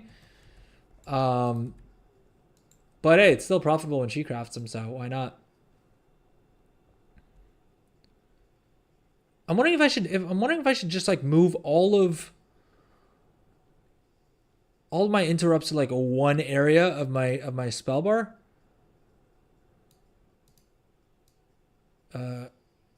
Ice cold. Well, that's my main heal, right? I guess Time Warp I can have off of here. Oh, dude, I'm going to have to wait until recently bandaged wears off to bandage him again. Oh, this is going to take a while. Am I being dumb? Is there another way that I can heal him? As a mage? Probably not, right? I just got to chill and then bandage him again later. This is fun. This is fun streaming content. I'm glad y'all stopped by for this. I'm sorry. I didn't expect this to take quite this long.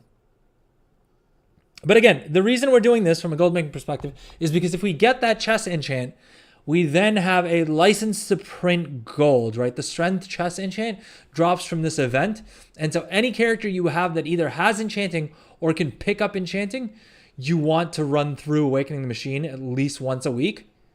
Because if you get that recipe to drop for you, it's an amazing amount of gold that you can make.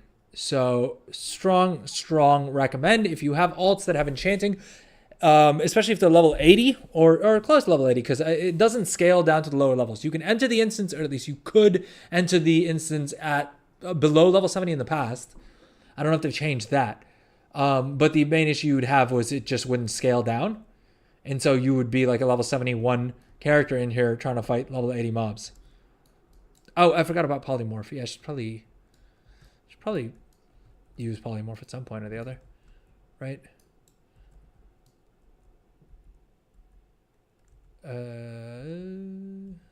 Pop cooldowns.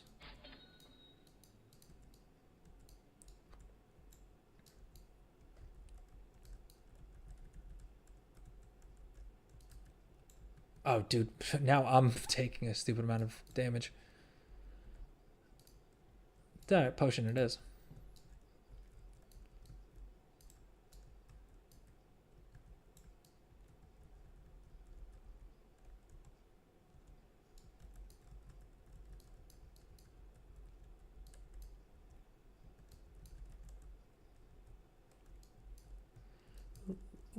Let me say for you.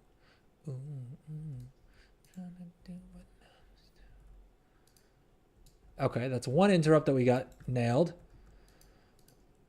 Perching Flames, that worked as well. We gotta tank this. Oh.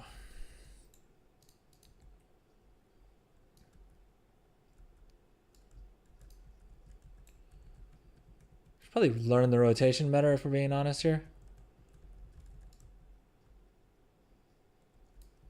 Which of these drop heals? There is one of them that drops heals, right? They're not dropping for me. Dude, I'm low on health. I don't like that. Cold Snap did something. But I think this is my... Yeah, that's my self-heal. All right. So we're good on that. Glacial Spike. Jeez. Dude, this is a nail biter. As much as I think I enjoy playing Mage, I really don't, just because I don't know what the hell I'm doing. I gotta learn the rotation better. Do you guys have any tips for like learning rotations better? Because I feel like then it'll be less stressful to do these weekly things on my alts, is if I know how to play them better. I mean, I guess probably just like running dungeons and like spending. I have Achille. It's right here. I should probably pay attention.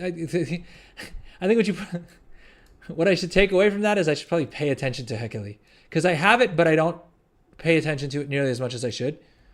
Like I forgot that I always forget that mirror image is an option, which is kind of dumb because it's one of my main cooldowns as a mage, right? Yeah, 2 minute cooldown. I don't use my trinkets enough. I don't use, yeah. I just play like a nub is basically the point. I always forget that I have my own food and that I can eat and drink between these waves. What the hell happened to my food?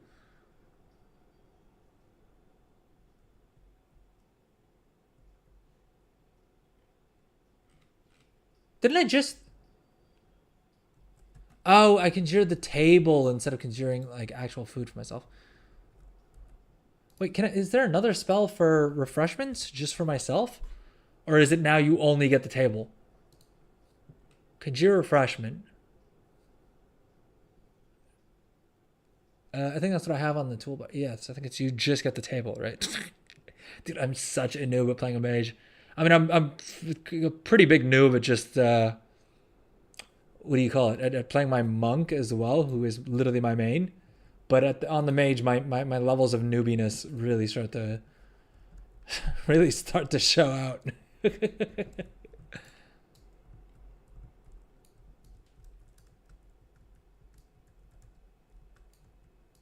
All right, that medbot will give us some heals.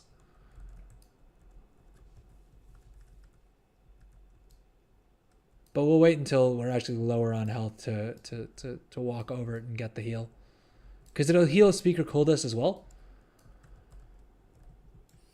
All right, we've got to interrupt this chick. Or this dude.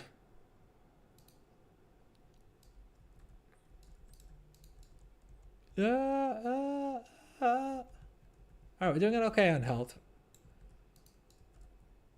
So the Oz are a little early. And we've got 2 more heals on the ground over there. Hopefully those don't despawn and that we can use them for like future waves when we're actually struggling.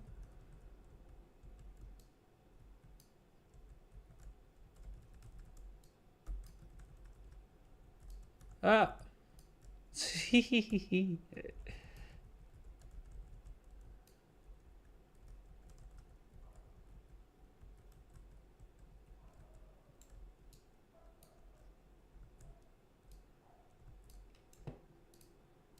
Oh, right. I love that I literally just said, oh, I can eat between waves, and then completely forgot about doing that once the actual event started.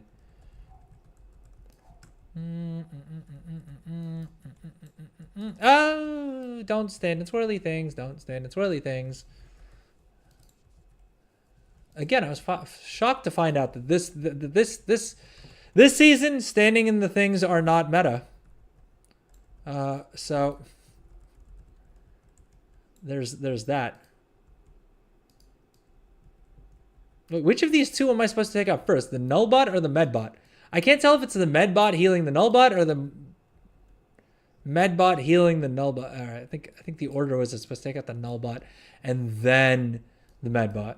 I think we got that right by a complete accident, admittedly.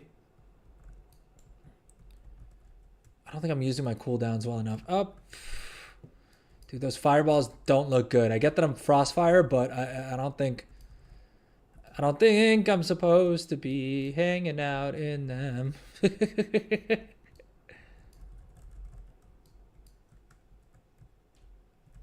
I mean, Loki, should I just let him tank this thing? Because he's taking less damage than I am. Lord knows. Lord knows. Oh, dude, it despawned the healer things? That's dumb as hell. So I think I have to use up those heal bot thingamabobbers within that actual, like, within those waves. Because otherwise they despawn. Dude, that's dumb as hell.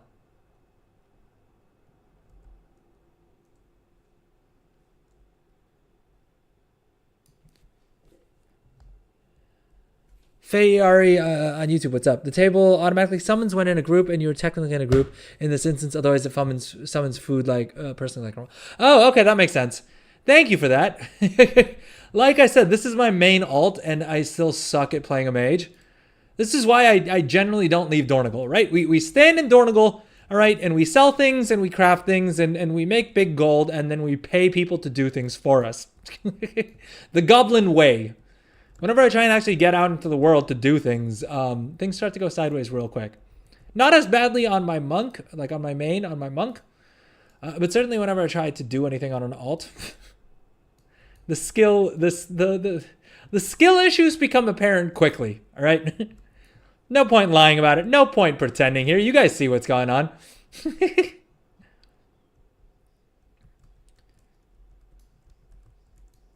But we need to do this event so that we can hopefully get the enchanting recipe to drop for us, and no one can boost us through this, so we do need to actually just do it ourselves. Oh god. Oh god. The thing is, I don't know if I don't know if technically the enchanting recipe can only drop from the final cache, so I need to do all 20 waves at once, or if I can get away with or if it can drop from the other little boxes as well. Because if that can happen, then I think we're okay to I mean, look, I'm still going to try and see if I can get all of the caches because I think that'll give me the highest drop rate possibilities because I think the mountain can drop from all of them. Oh, God. Okay, that's not good. Don't want to be standing in that. Oh, let's do the self-heal. Let's see here. Let's see here. Oh. Medbot, speaker cold dust. All right, so we'll let him tank some more of those energy things because that Medbot will if we manage to get it out of the dang fire area, then we can actually use the heal. Otherwise, if he's chilling there, do I have like a pull? Do I have any way of pulling him out of that? Can I? That disoriented him, but that didn't quite get him out of the fire. All right, there we go. Boom. Okay. So now we'll pull him out here, and then we'll have a nice little heal that we can stand on whenever we actually need it. All right, and we've got 3 more, hopefully 2 more waves. 2 more waves. I think that was wave 17 done. All right, we got wave 17 down. We need to interrupt this dude. All right, so that's that done.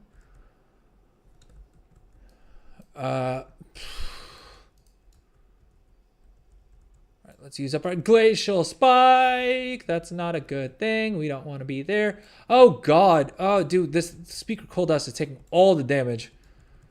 Oh, God. Oh, jeez. Jeez. This is not good. This is not good. This is not good. You mainly play Arcane Mage? Good stuff. I've heard the DPS is crazy. How do you think I would have an easier time doing all this stuff as an Arcane Mage than a Frostfire Mage? Because I started off as a Fire Mage, and then people told me, look, go Frost Mage, you're going to have a much better time.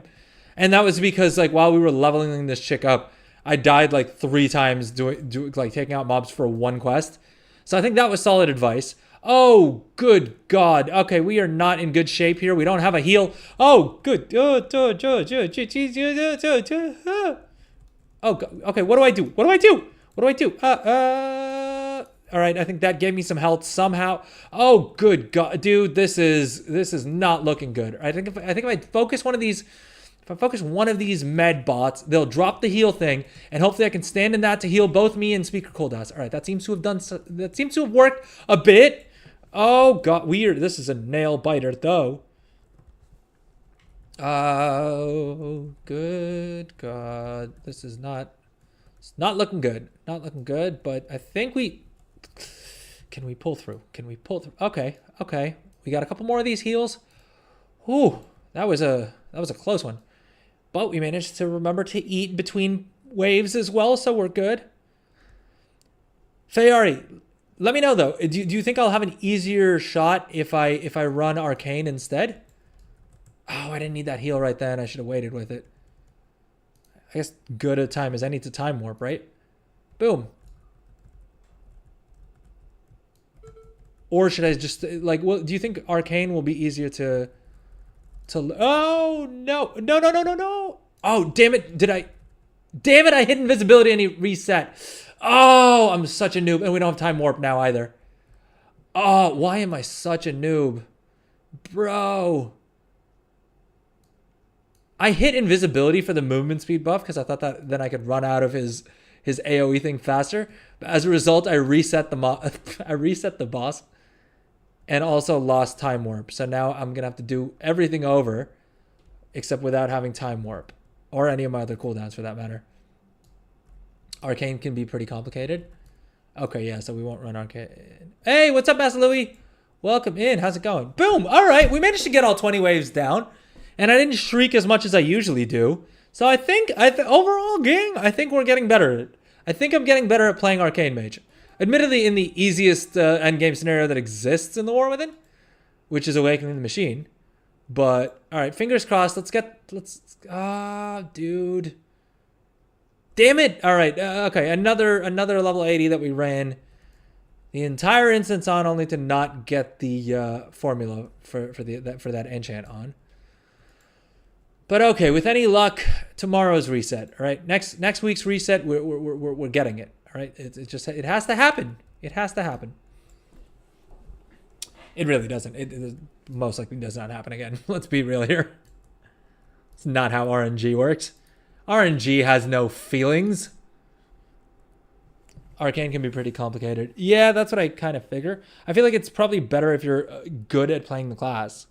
But Frost Mage is probably easier due to slows and such. Yeah, and I guess survivability is maybe a little bit better. I don't know. I feel like I definitely stopped dying as much when I moved to Frost. Now, not at all, but definitely more than I did as Fire. Or definitely less than I did as Fire. What's up, Noel Penfold? How's it going? Welcome to the stream. What am I doing for money making? Is Nightfall still viable? Wait, what does Nightfall mean? Nightfall still viable. I mean, the only thing I can think of is like the Nightfallen, which is like, okay, the Delve in Halifalt. My bad. Yeah, sorry, I don't do a lot of farming. In Halifalt, right? I think people were farming it for the Profane Tinderbox, right? Yeah, I mean, I think they've changed it now so that every Delve has a chance to drop the Profane Tinderboxes. So if you're planning on farming a whole bunch, it'll probably still be pretty decent. Yeah, I think you can now spread out which Delves you do. But I'll be honest, I'm the wrong person to ask because I don't farm. I've spent some. We looked at the number earlier, and I think I've spent something like 4 million gold on buying Profane Tinderboxes. So if you're looking for someone to sell your Profane Tinderboxes to, I'm your guy. But in terms of farming them, I'm probably not the best person to ask. What do I do for gold though? You know what? I think let's go ahead and do our mailbox opening. All right, because we were supposed to do it earlier in the stream, and then I almost fainted, and so we got distracted. And we didn't end up doing the mailbox opening, but I think we can do it now. All right. And in doing the mailbox opening, we'll also cover all the things that I've been selling the past couple of days, and so hopefully that should help you out there as well, Noel. Thank you for joining the stream, by the way. Consider subbing if you haven't already. It really does help me out. And if you're watching on Twitch, just brief reminder: if you haven't used your Prime sub, please consider using it on me. It really helps me out, and hopefully it means I can get a new headset because this broken one's getting real old. What became of that alchemy stuff on Friday? Oh, well, we found 4 different builds, I think it was. We found 4 different builds. I'll be honest, we didn't end up actually, as is the tradition with me covering alchemy stuff here, I came up with the builds, and they all looked great. But then the stream was just going for too long, and so I ended the stream and didn't end up actually using the builds. And so, yeah, I mean, if anything, you know what? Let's say this: I figured out the builds, and then I didn't use them because I wanted to leave them for you guys. I didn't want to steal any of the gold from y'all by coming up with the build and doing it myself. And so I came up with the builds, and I didn't use them, not because I got super tired and then ended the stream and got too lazy to use them afterwards, but because I wanted to leave them for you guys. All right, I wanted to leave as much gold as possible in those builds for y'all.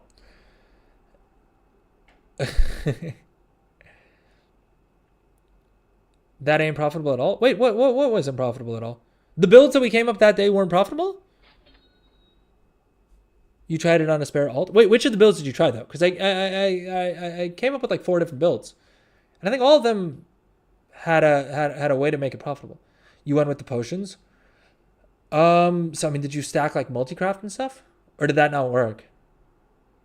I mean, if any of those builds didn't work, the move is kind of just, you know, I mean, get more stats, either get far more knowledge points, because those were very bare bone.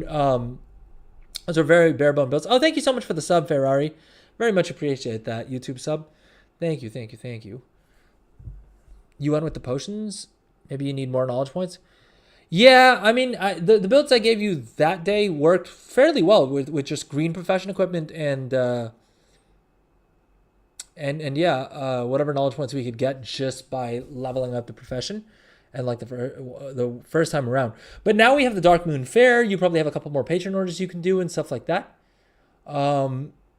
Yeah, I mean, alchemy in general, I mean, my main takeaway, look, I'm not gonna lie, my main takeaway at the end of that whole alchemy stream, the Alchemapalooza that we did on Friday, was that, look, alchemy, I think, is just not that, is just, at least, if you want to do what I like to do, which is bulk craft things, not rely on concentration crafts, alchemy is probably not as good as something like tailoring is. I still maintain the tailoring, is absolute GOAT tier, right? It's complete S tier for gold making with so many different builds.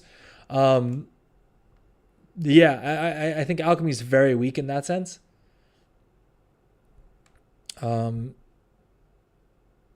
Yeah.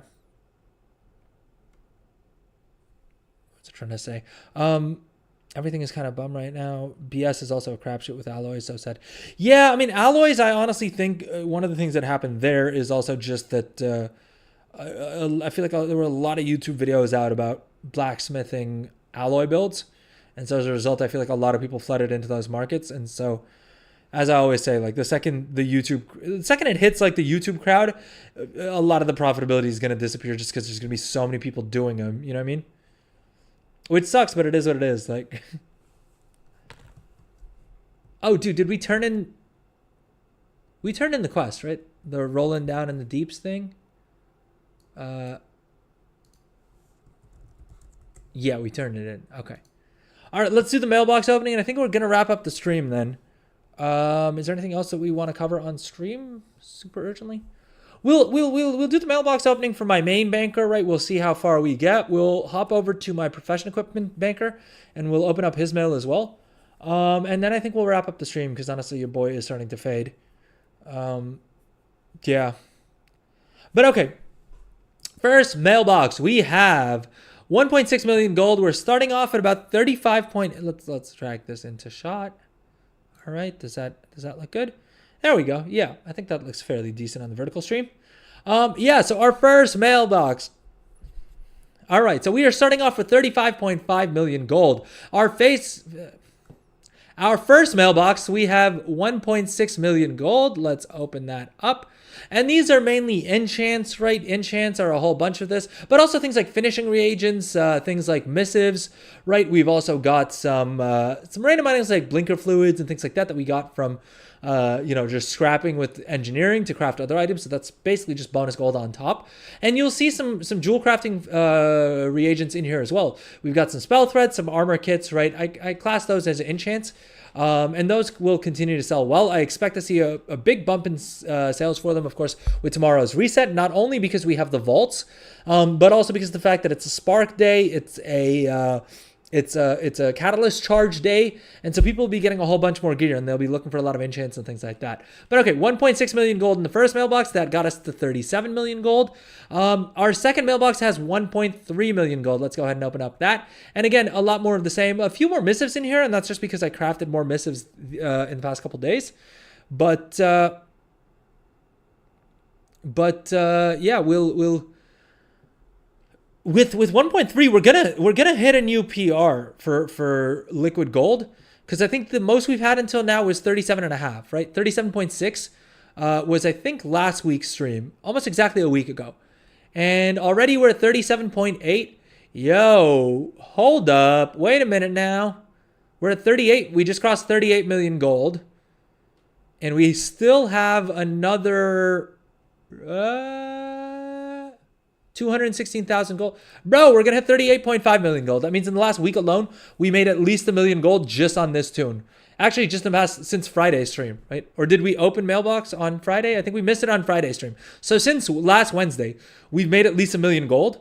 And that's just on this banker. So 38.6 million gold, not bad. That's literally a full million more than our previous PR. All right, let's log off on this tune and log on to my other banker who has a profession equipment stuff, and I think he has another couple 100,000 gold in sold auctions as well. What's up, Osmageddon? Am I saying that right? Am I merching these or making them for sale? Wait, what do you mean merching?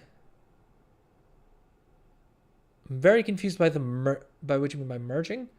Am I making them for sale? I'm crafting them. I'm guaranteed crafting them. I'm not like I'm not concentration crafting them, if that's what you mean. I'm bulk crafting them. So I'm guaranteeing either rank 3s or I'm crafting them in bulk at rank 2. Because rank 2, honestly, I think not enough people are spending enough time on crafting rank 2 items.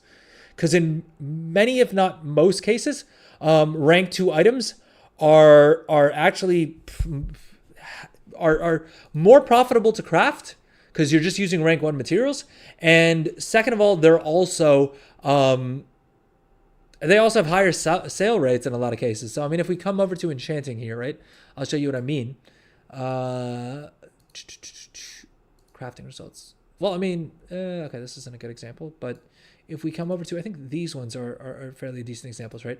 If I guarantee to craft these at rank 2, right, I can craft these at a 20% profit margin, selling the rank 2s. You'll also notice that the rank 2 bracer enchants, if you look on the right there, right, the rank 2s have a region average daily sold at the bottom there. It's of 66.976 at a 20% profit margin. Crafting these at rank 3, I can do them at rank 3, but guess what? I lose 3% profit. I lose 3% on them, and they only have a region average daily sold rate of 12.5. So the rank 2s are literally better in every way, shape, and form for gold making. A, because the profit margin is way higher on them. B, because the sale rate is a lot higher on them. And C, because they're a lot cheaper to craft. These only cost 1,600 gold to craft, versus if I was to craft the rank 3, it would cost me 10,000 gold. So even if the profit margin was the same, I mean, you're better off just crafting 10 of the rank 2s, or whatever, 5 of the rank 2s as opposed to 1 of the rank 3s. Yeah, just because you're taking less risk per item. So yeah, I would say rank 2s, bulk crafting are the 2 little tricks that I would recommend for making a bunch of gold right now. Outside of the concentration crafts, I mean, I'm the wrong person to ask about concentration though.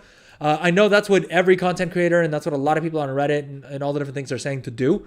But you'll see here, I mean, this is one of my accounts, and on my second account, it's more or less exactly the same, where I'm just not using up my concentration at all, which is not to say that that's what you should do. I think you should use up your concentration because it's just free gold. I'm lazy and I don't love concentration builds. I don't like, I don't know. I don't enjoy doing concentration crafts, and so I haven't been doing them. And as you guys can see, I mean, I'm making a decent amount of gold anyway. But okay, let's, on this guy. This guy just sells profession equipment and then a couple of other things like the crafted PvP gear and what else? Yeah, some of the like crafted leveling gear and things like that. Yeah, I mean, you can also see what's expired here. I mean, these razor stones this is dragonflight stuff. These are worth like 10 gold each. So those you can kind of ignore. But yeah, crafted blue gear and profession equipment.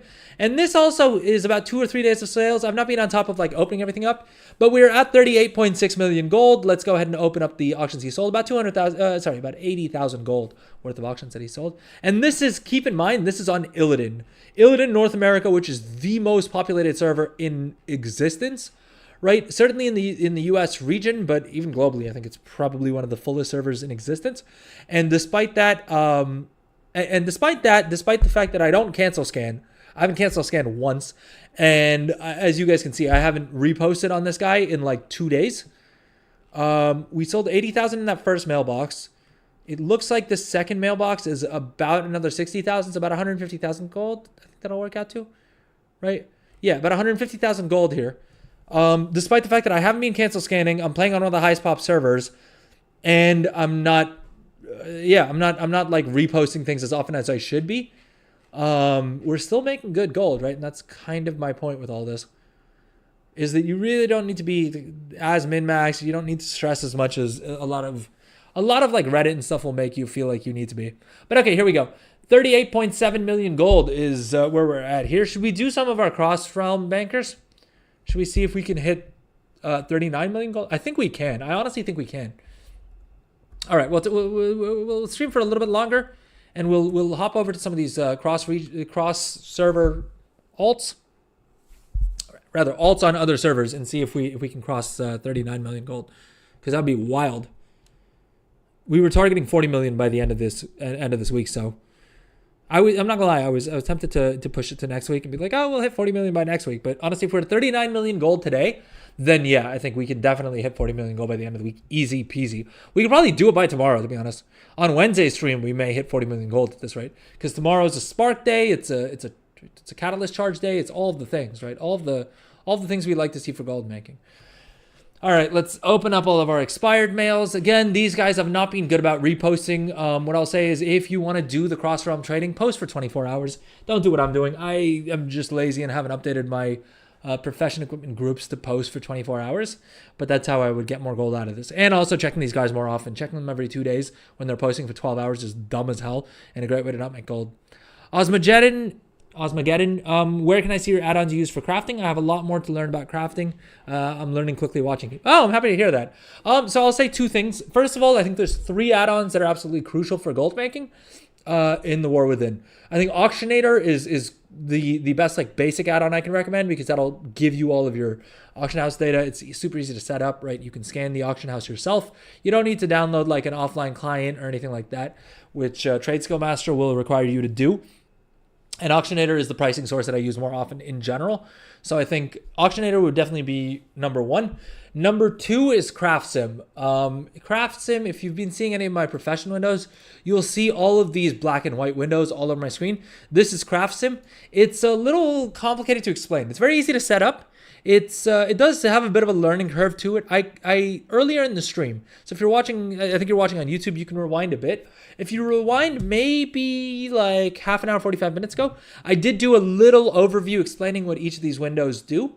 I do have a full guide plan for Craft Sim that I should hopefully release either this week. I'll try and get it out this week for you. But yeah, that's Craft Sim. The other add-on that really depends on whether you're trying to make gold with crafting orders. If you're trying to make gold with crafting orders, then I would highly recommend CraftScan, which is this handy dandy add-on here. And this basically searches your trade chat for people who are looking for crafting orders that your alts can craft.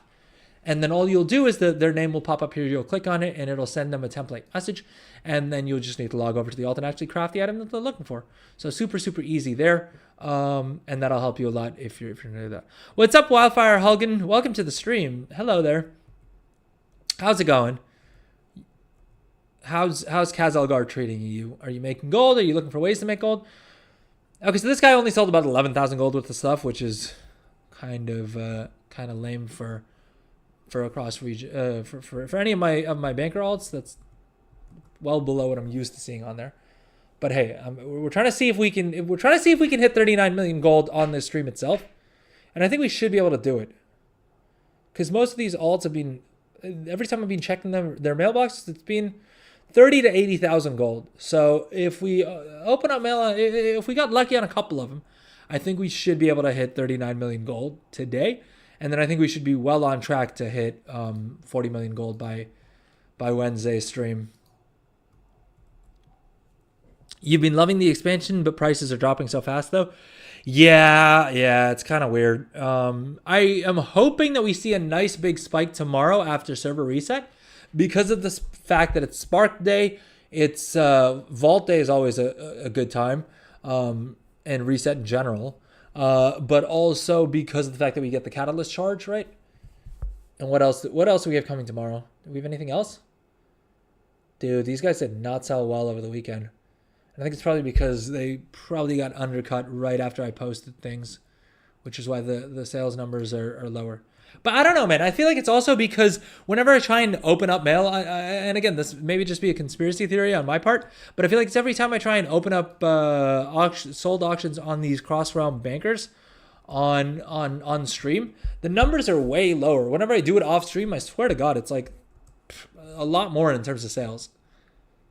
But I don't know if that's also because I generally tend to open up mail on them on Monday streams. And over the weekend, I don't play that actively. And also over the weekend, there's a lot more people online. And so they're a lot more likely to get undercut a lot quicker. Whereas when I open their mail off stream during the week, it's probably less likely that on these less populated servers they're getting undercut as quickly. But what have you mainly been selling, Wildfire Hulgan, if you don't mind me asking? Figure a lot of the tryhards have their gear and the rest of the folks are slower to buy upgrades, but farming keeps going 24/7. Yeah. I mean, that's just sort of the nature of the season, right? Like at the start of the season, everything's going to be super valuable and then prices will drop for everything. I do wonder if this expansion in specific, because of the fact that you can gear up so easily through delves and there's so many different catch-up mechanisms and things like that, I wonder if that's why we've sort of seen a sprint of prices to rock bottom levels that we haven't really seen in previous expansions. But I also don't know if we're just at that point of the expansion, because I don't fully remember for Dragonflight. For Dragonflight, I remember prices did start to fall after a while, but I don't. If I'm being completely honest here, I don't fully remember when that happened. And so it may just be my memory that's more of the issue here than anything else. But yeah. Tier 3 mats and consumables have been a decent cash grab. Yeah, I mean, honestly, what I was just saying though is that tier 2 crafts have been surprisingly profitable for me, and I feel like they're a huge opportunity that not too many people are talking about. Because in a lot of cases, all right, 27,000 gold on this server, so that's a little bit better than we've done on the other servers, but still not great, and still not the sort of numbers that I'm used to seeing. Most of these cross-round bankers have been 30 to 80,000 has been closer to what I've been seeing. And you don't have to take my word for it. I mean, if we look at most of these guys have, 200 to 300,000 gold, and that's not because I've been on top of this. If you watched my stream last week, when we checked these guys, it had been 2 weeks since I last opened up mails on them. And despite that, they're sitting at 300,000 gold. I haven't transferred any gold to them. If anything, I've transferred some gold off of these realms. So yeah, these numbers are definitely lower than usual. But these guys are just selling. If you're wondering what I'm selling on all these other realms, it's 90% of the sales is crafted green profession equipment. Great seller, does super well. And then some of the blue like leveling gear, some of the blue entry level 80 gear, and very little of the crafted PvP gear. In fact, I need to be better about crafting that. But it sells pretty well. That's pretty decent though. Yeah, it's not bad. I mean, considering each of these alts it should, if I was actually doing it, it would take me 5 minutes to log on, open up all their expired auctions, right? Pull restocks out of the war bank if I was playing on one account, or out of the guild bank in my case, because I have a guild bank that I have all my characters in, and then post everything in the auction house, and then I can log out, right? And then I just have to log in the next day to pull out all the gold. Yes, I see here. This guy's sitting on about 34,000 gold, which is pretty decent considering this takes like 5 minutes a day, right?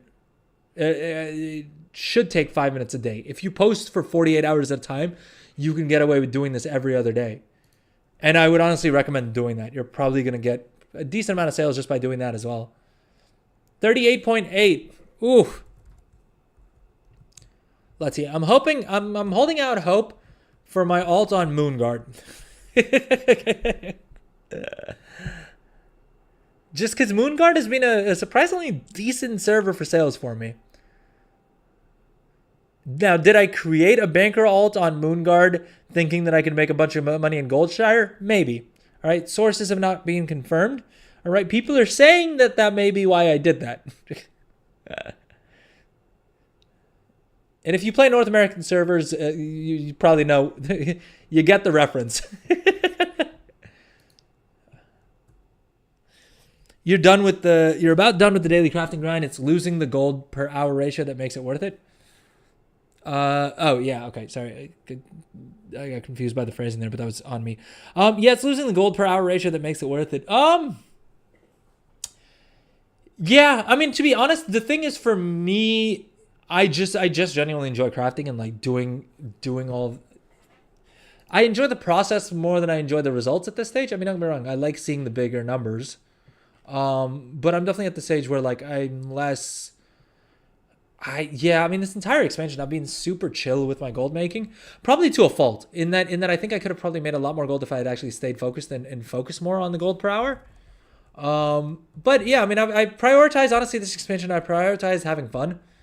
Which, yeah, I mean, I made a decent bit of gold along the way as well. I can imagine that if I was doing it purely for gold making, I don't know if the dividends are still there the same way that they were at the start of the expansion. But yeah. Did I find the coefficient option in Craft Sim yet? No, I didn't. I have a feeling that they may have taken it out. Let's see if we can... Because I know they did some hot fixes, but I don't think he threw it back in. I do wonder if it's maybe in this cost optimization window somewhere. I feel like there's a small chance of that.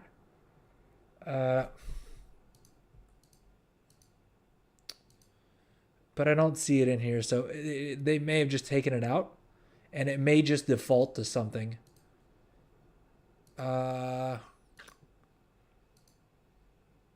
or I mean, there's a small chance that it's in the debugging window. Now, I don't think he would have stuck it in there, but there is a small chance that that's what's going on.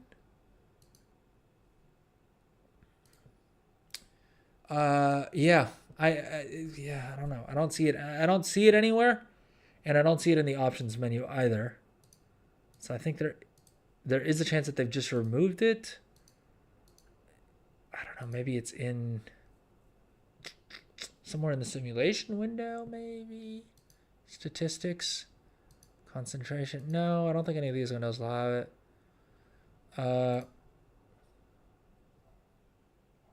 Yeah, I don't know. It seems like a strange choice for Genji to have removed it. The only thing I can think is that maybe he found what the actual values are.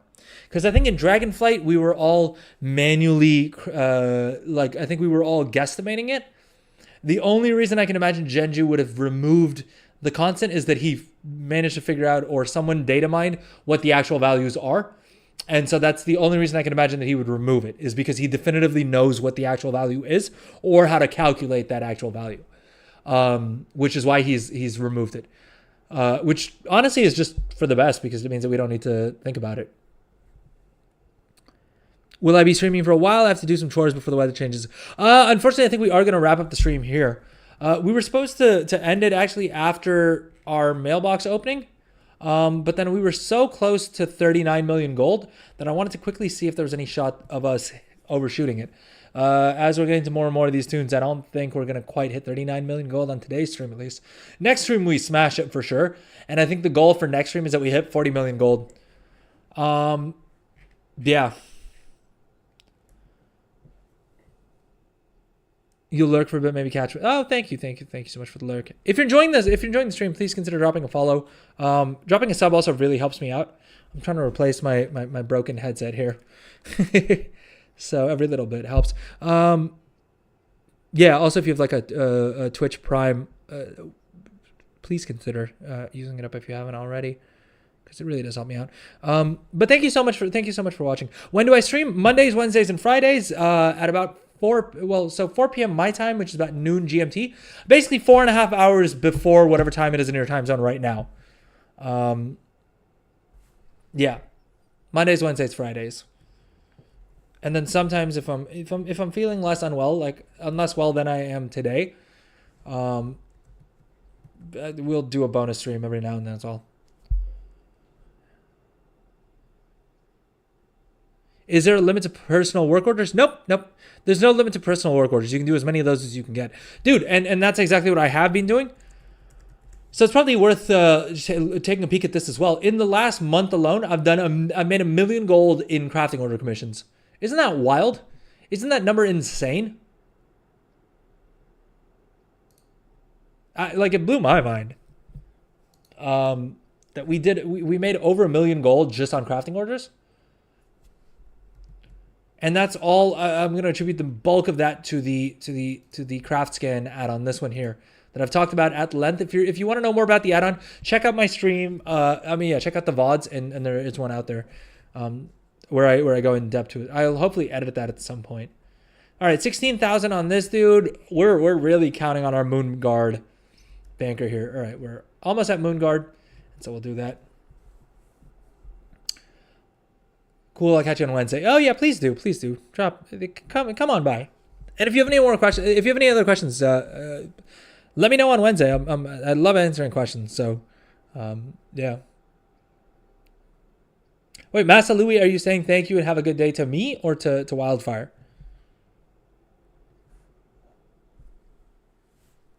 Oh, to me? Oh, yeah, we're not. We'll end the stream in a couple of minutes here, but I do want to see. Okay, 26,000 gold on this dude. Yeah, so not quite. Let's see where this gets us. Not quite 39 million gold. I mean, realistically, if we went back to my main banker, we probably made enough in sales just during the stream that basically we're 120,000 gold short, which we could very likely have on my main banker at this stage. You're not spec'd into profession tools or anything worth sitting in trade chat for? So I would say download the Craft Scan add-on and you'll be surprised. Because I spec'd into profession equipment mainly to craft profession equipment to sell on the auction house, right? And I didn't think the crafting order system was so miserable in Dragonflight that I didn't think there was any chance that I would make any meaningful amount of gold in the War Within with the crafting order system. Just because I was like, oh, I can't be bothered to deal with customer service and dealing with trying to find customers and stuff like that. And so I decided, okay, screw it. When I found the add-on, I was like, let me download it, let me test it out. Right? If it's any good, maybe I can make a cool little video about it or, whatever. And funnily enough, I figured out that actually a bunch of my characters that I didn't think would be good at crafting orders actually do have a couple of items that I did have a couple of items that I was able to sell crafting orders for, or that I could spend just a few couple of knowledge points into to craft pretty well. I mean, this guy's the prime example, right? I would never have thought of doing rings or amulets just because I was like, oh, it's so dependent on crafting orders that I wouldn't really think about doing it. And then I realized that I had already spent 40 points into jewelry crafting. So all I really needed was about 30 knowledge points into rings and 30 knowledge points into amulets to be able to sell crafting orders for all of these. And as you can see here, people are looking for these crafts all the time. So all I have to do is click these. And if they reply, all I have to do is tell them that I need 15,000 gold or whatever. And it's pretty painless and quick. So that's what we've done. So yeah, I would say get the crafting add-on anywhere, and you may be surprised that you're able to actually craft some of the items that people are looking for pretty easily. Oh, we only have 5,000 gold in auction sold? Dude, never mind. All right, so we're not hitting... All right, end of story. We're not hitting 39 million gold on today's stream, it seems like, unless we stream for a good while longer. But I'm honestly... I'm done. I damn near fainted earlier on the stream, all right? So... I feel like we did a good job. We even went a little bit longer today than we usually do on stream.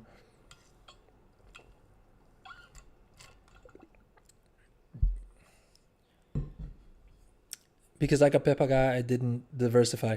Oh, fair enough.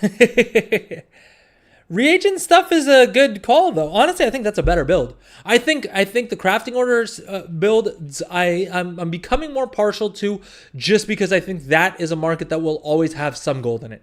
It'll become more competitive if more people get into it, right? And as the season goes on, there'll be less crafting orders potentially. But ultimately, I think there'll still always be some gold in it, because there's how many other people are doing crafting orders. Not everyone's going to have the craft scan add-on, and not everyone's going to want to deal with the crafting order system. Because even with the add-on, I'll be honest, you do need to do a little bit of customer service, and people can be a bit abrasive sometimes.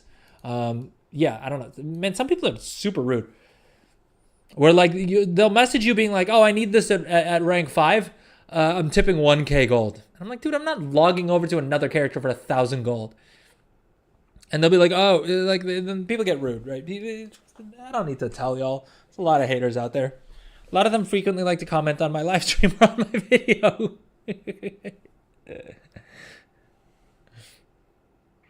Dude, over the weekend, someone commented on my videos. One of the shorts I think I posted, where I was doing the mailbox opening and we hit 8.6 million gold, right? And I thought that was kind of cool. That we opened up one mailbox and we had 8.6 million gold in one mailbox, right? That's almost gold cap. And someone literally took the time and energy to comment, I don't care. And I was like, well, I mean, you cared enough to leave a comment, right? So like, I should probably stop shouting out haters, right? It's not, I don't think that's a good thing to do. But okay, so today's stream, we did a bountiful delve. We got some new boots for my main, right? We're happy about that, right? What else did we do? We did Awakening the Machine on 2 characters. We did some craft. Well, we covered some basic builds. We did an overview of Craft Sim, a very quick and dirty guide to Craft Sim. And then we did a bunch of mailbox openings. We hit 38.8 million gold, almost 38.9 million gold. Yeah, so I think we're definitely on track to hit 40 million gold by Wednesday's stream, which is wild. But yeah, so yeah, I think that's more or less it. Is there anything else I'm missing? I think that's more or less it. Anyway, thank you to everyone who joined us live. If you enjoyed the stream, please consider subbing on YouTube or Twitch. Twitch subs really help me out. We're trying to replace the broken, janky headset, right? Please consider dropping a sub. It really does help me out, and hopefully means that I can get a new headset, which will certainly make me a lot happier. Yeah, beyond that, comment, subscribe, right? Do all the things. I will try and actually edit and put out some videos on YouTube. Lord knows I've been saying that for weeks at this point, but I need to actually sit down and get around to doing it. Beyond that, have a great week ahead, folks. Hope you guys have the best of luck for your vaults tomorrow, right? And may the RNG gods be ever in your favor. Hope everything we covered today helps you guys make a lot more gold, because that's why I'm here, right? That's literally why I'm doing this whole thing. But anyways, take care, folks. Have fun out there. Stay safe. Stay happy. Should I steal Soul So Breezy's Stay Breezy? No, I'll leave that to him. But shout out Soul So Breezy.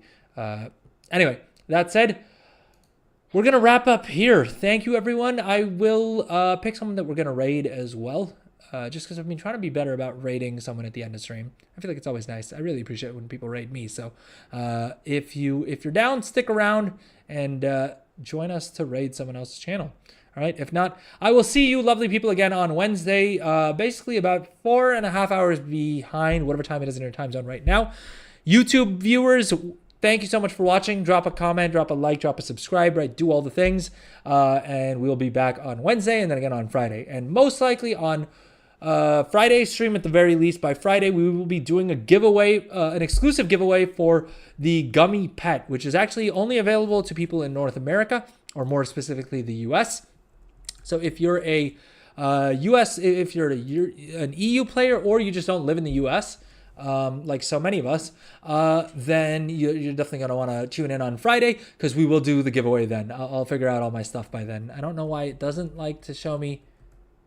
I don't know why it doesn't like to show me the pet in game for whatever reason. Gummy. But anyways, look, take my word for it. There's a pet in game. All right, you can only get it from buying a specific type of candy in the US.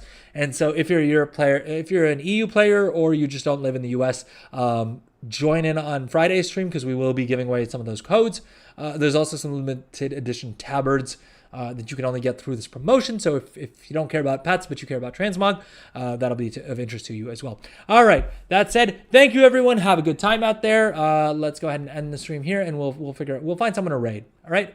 Take care. Have fun, and I'll see you guys on Wednesday. Bye-bye.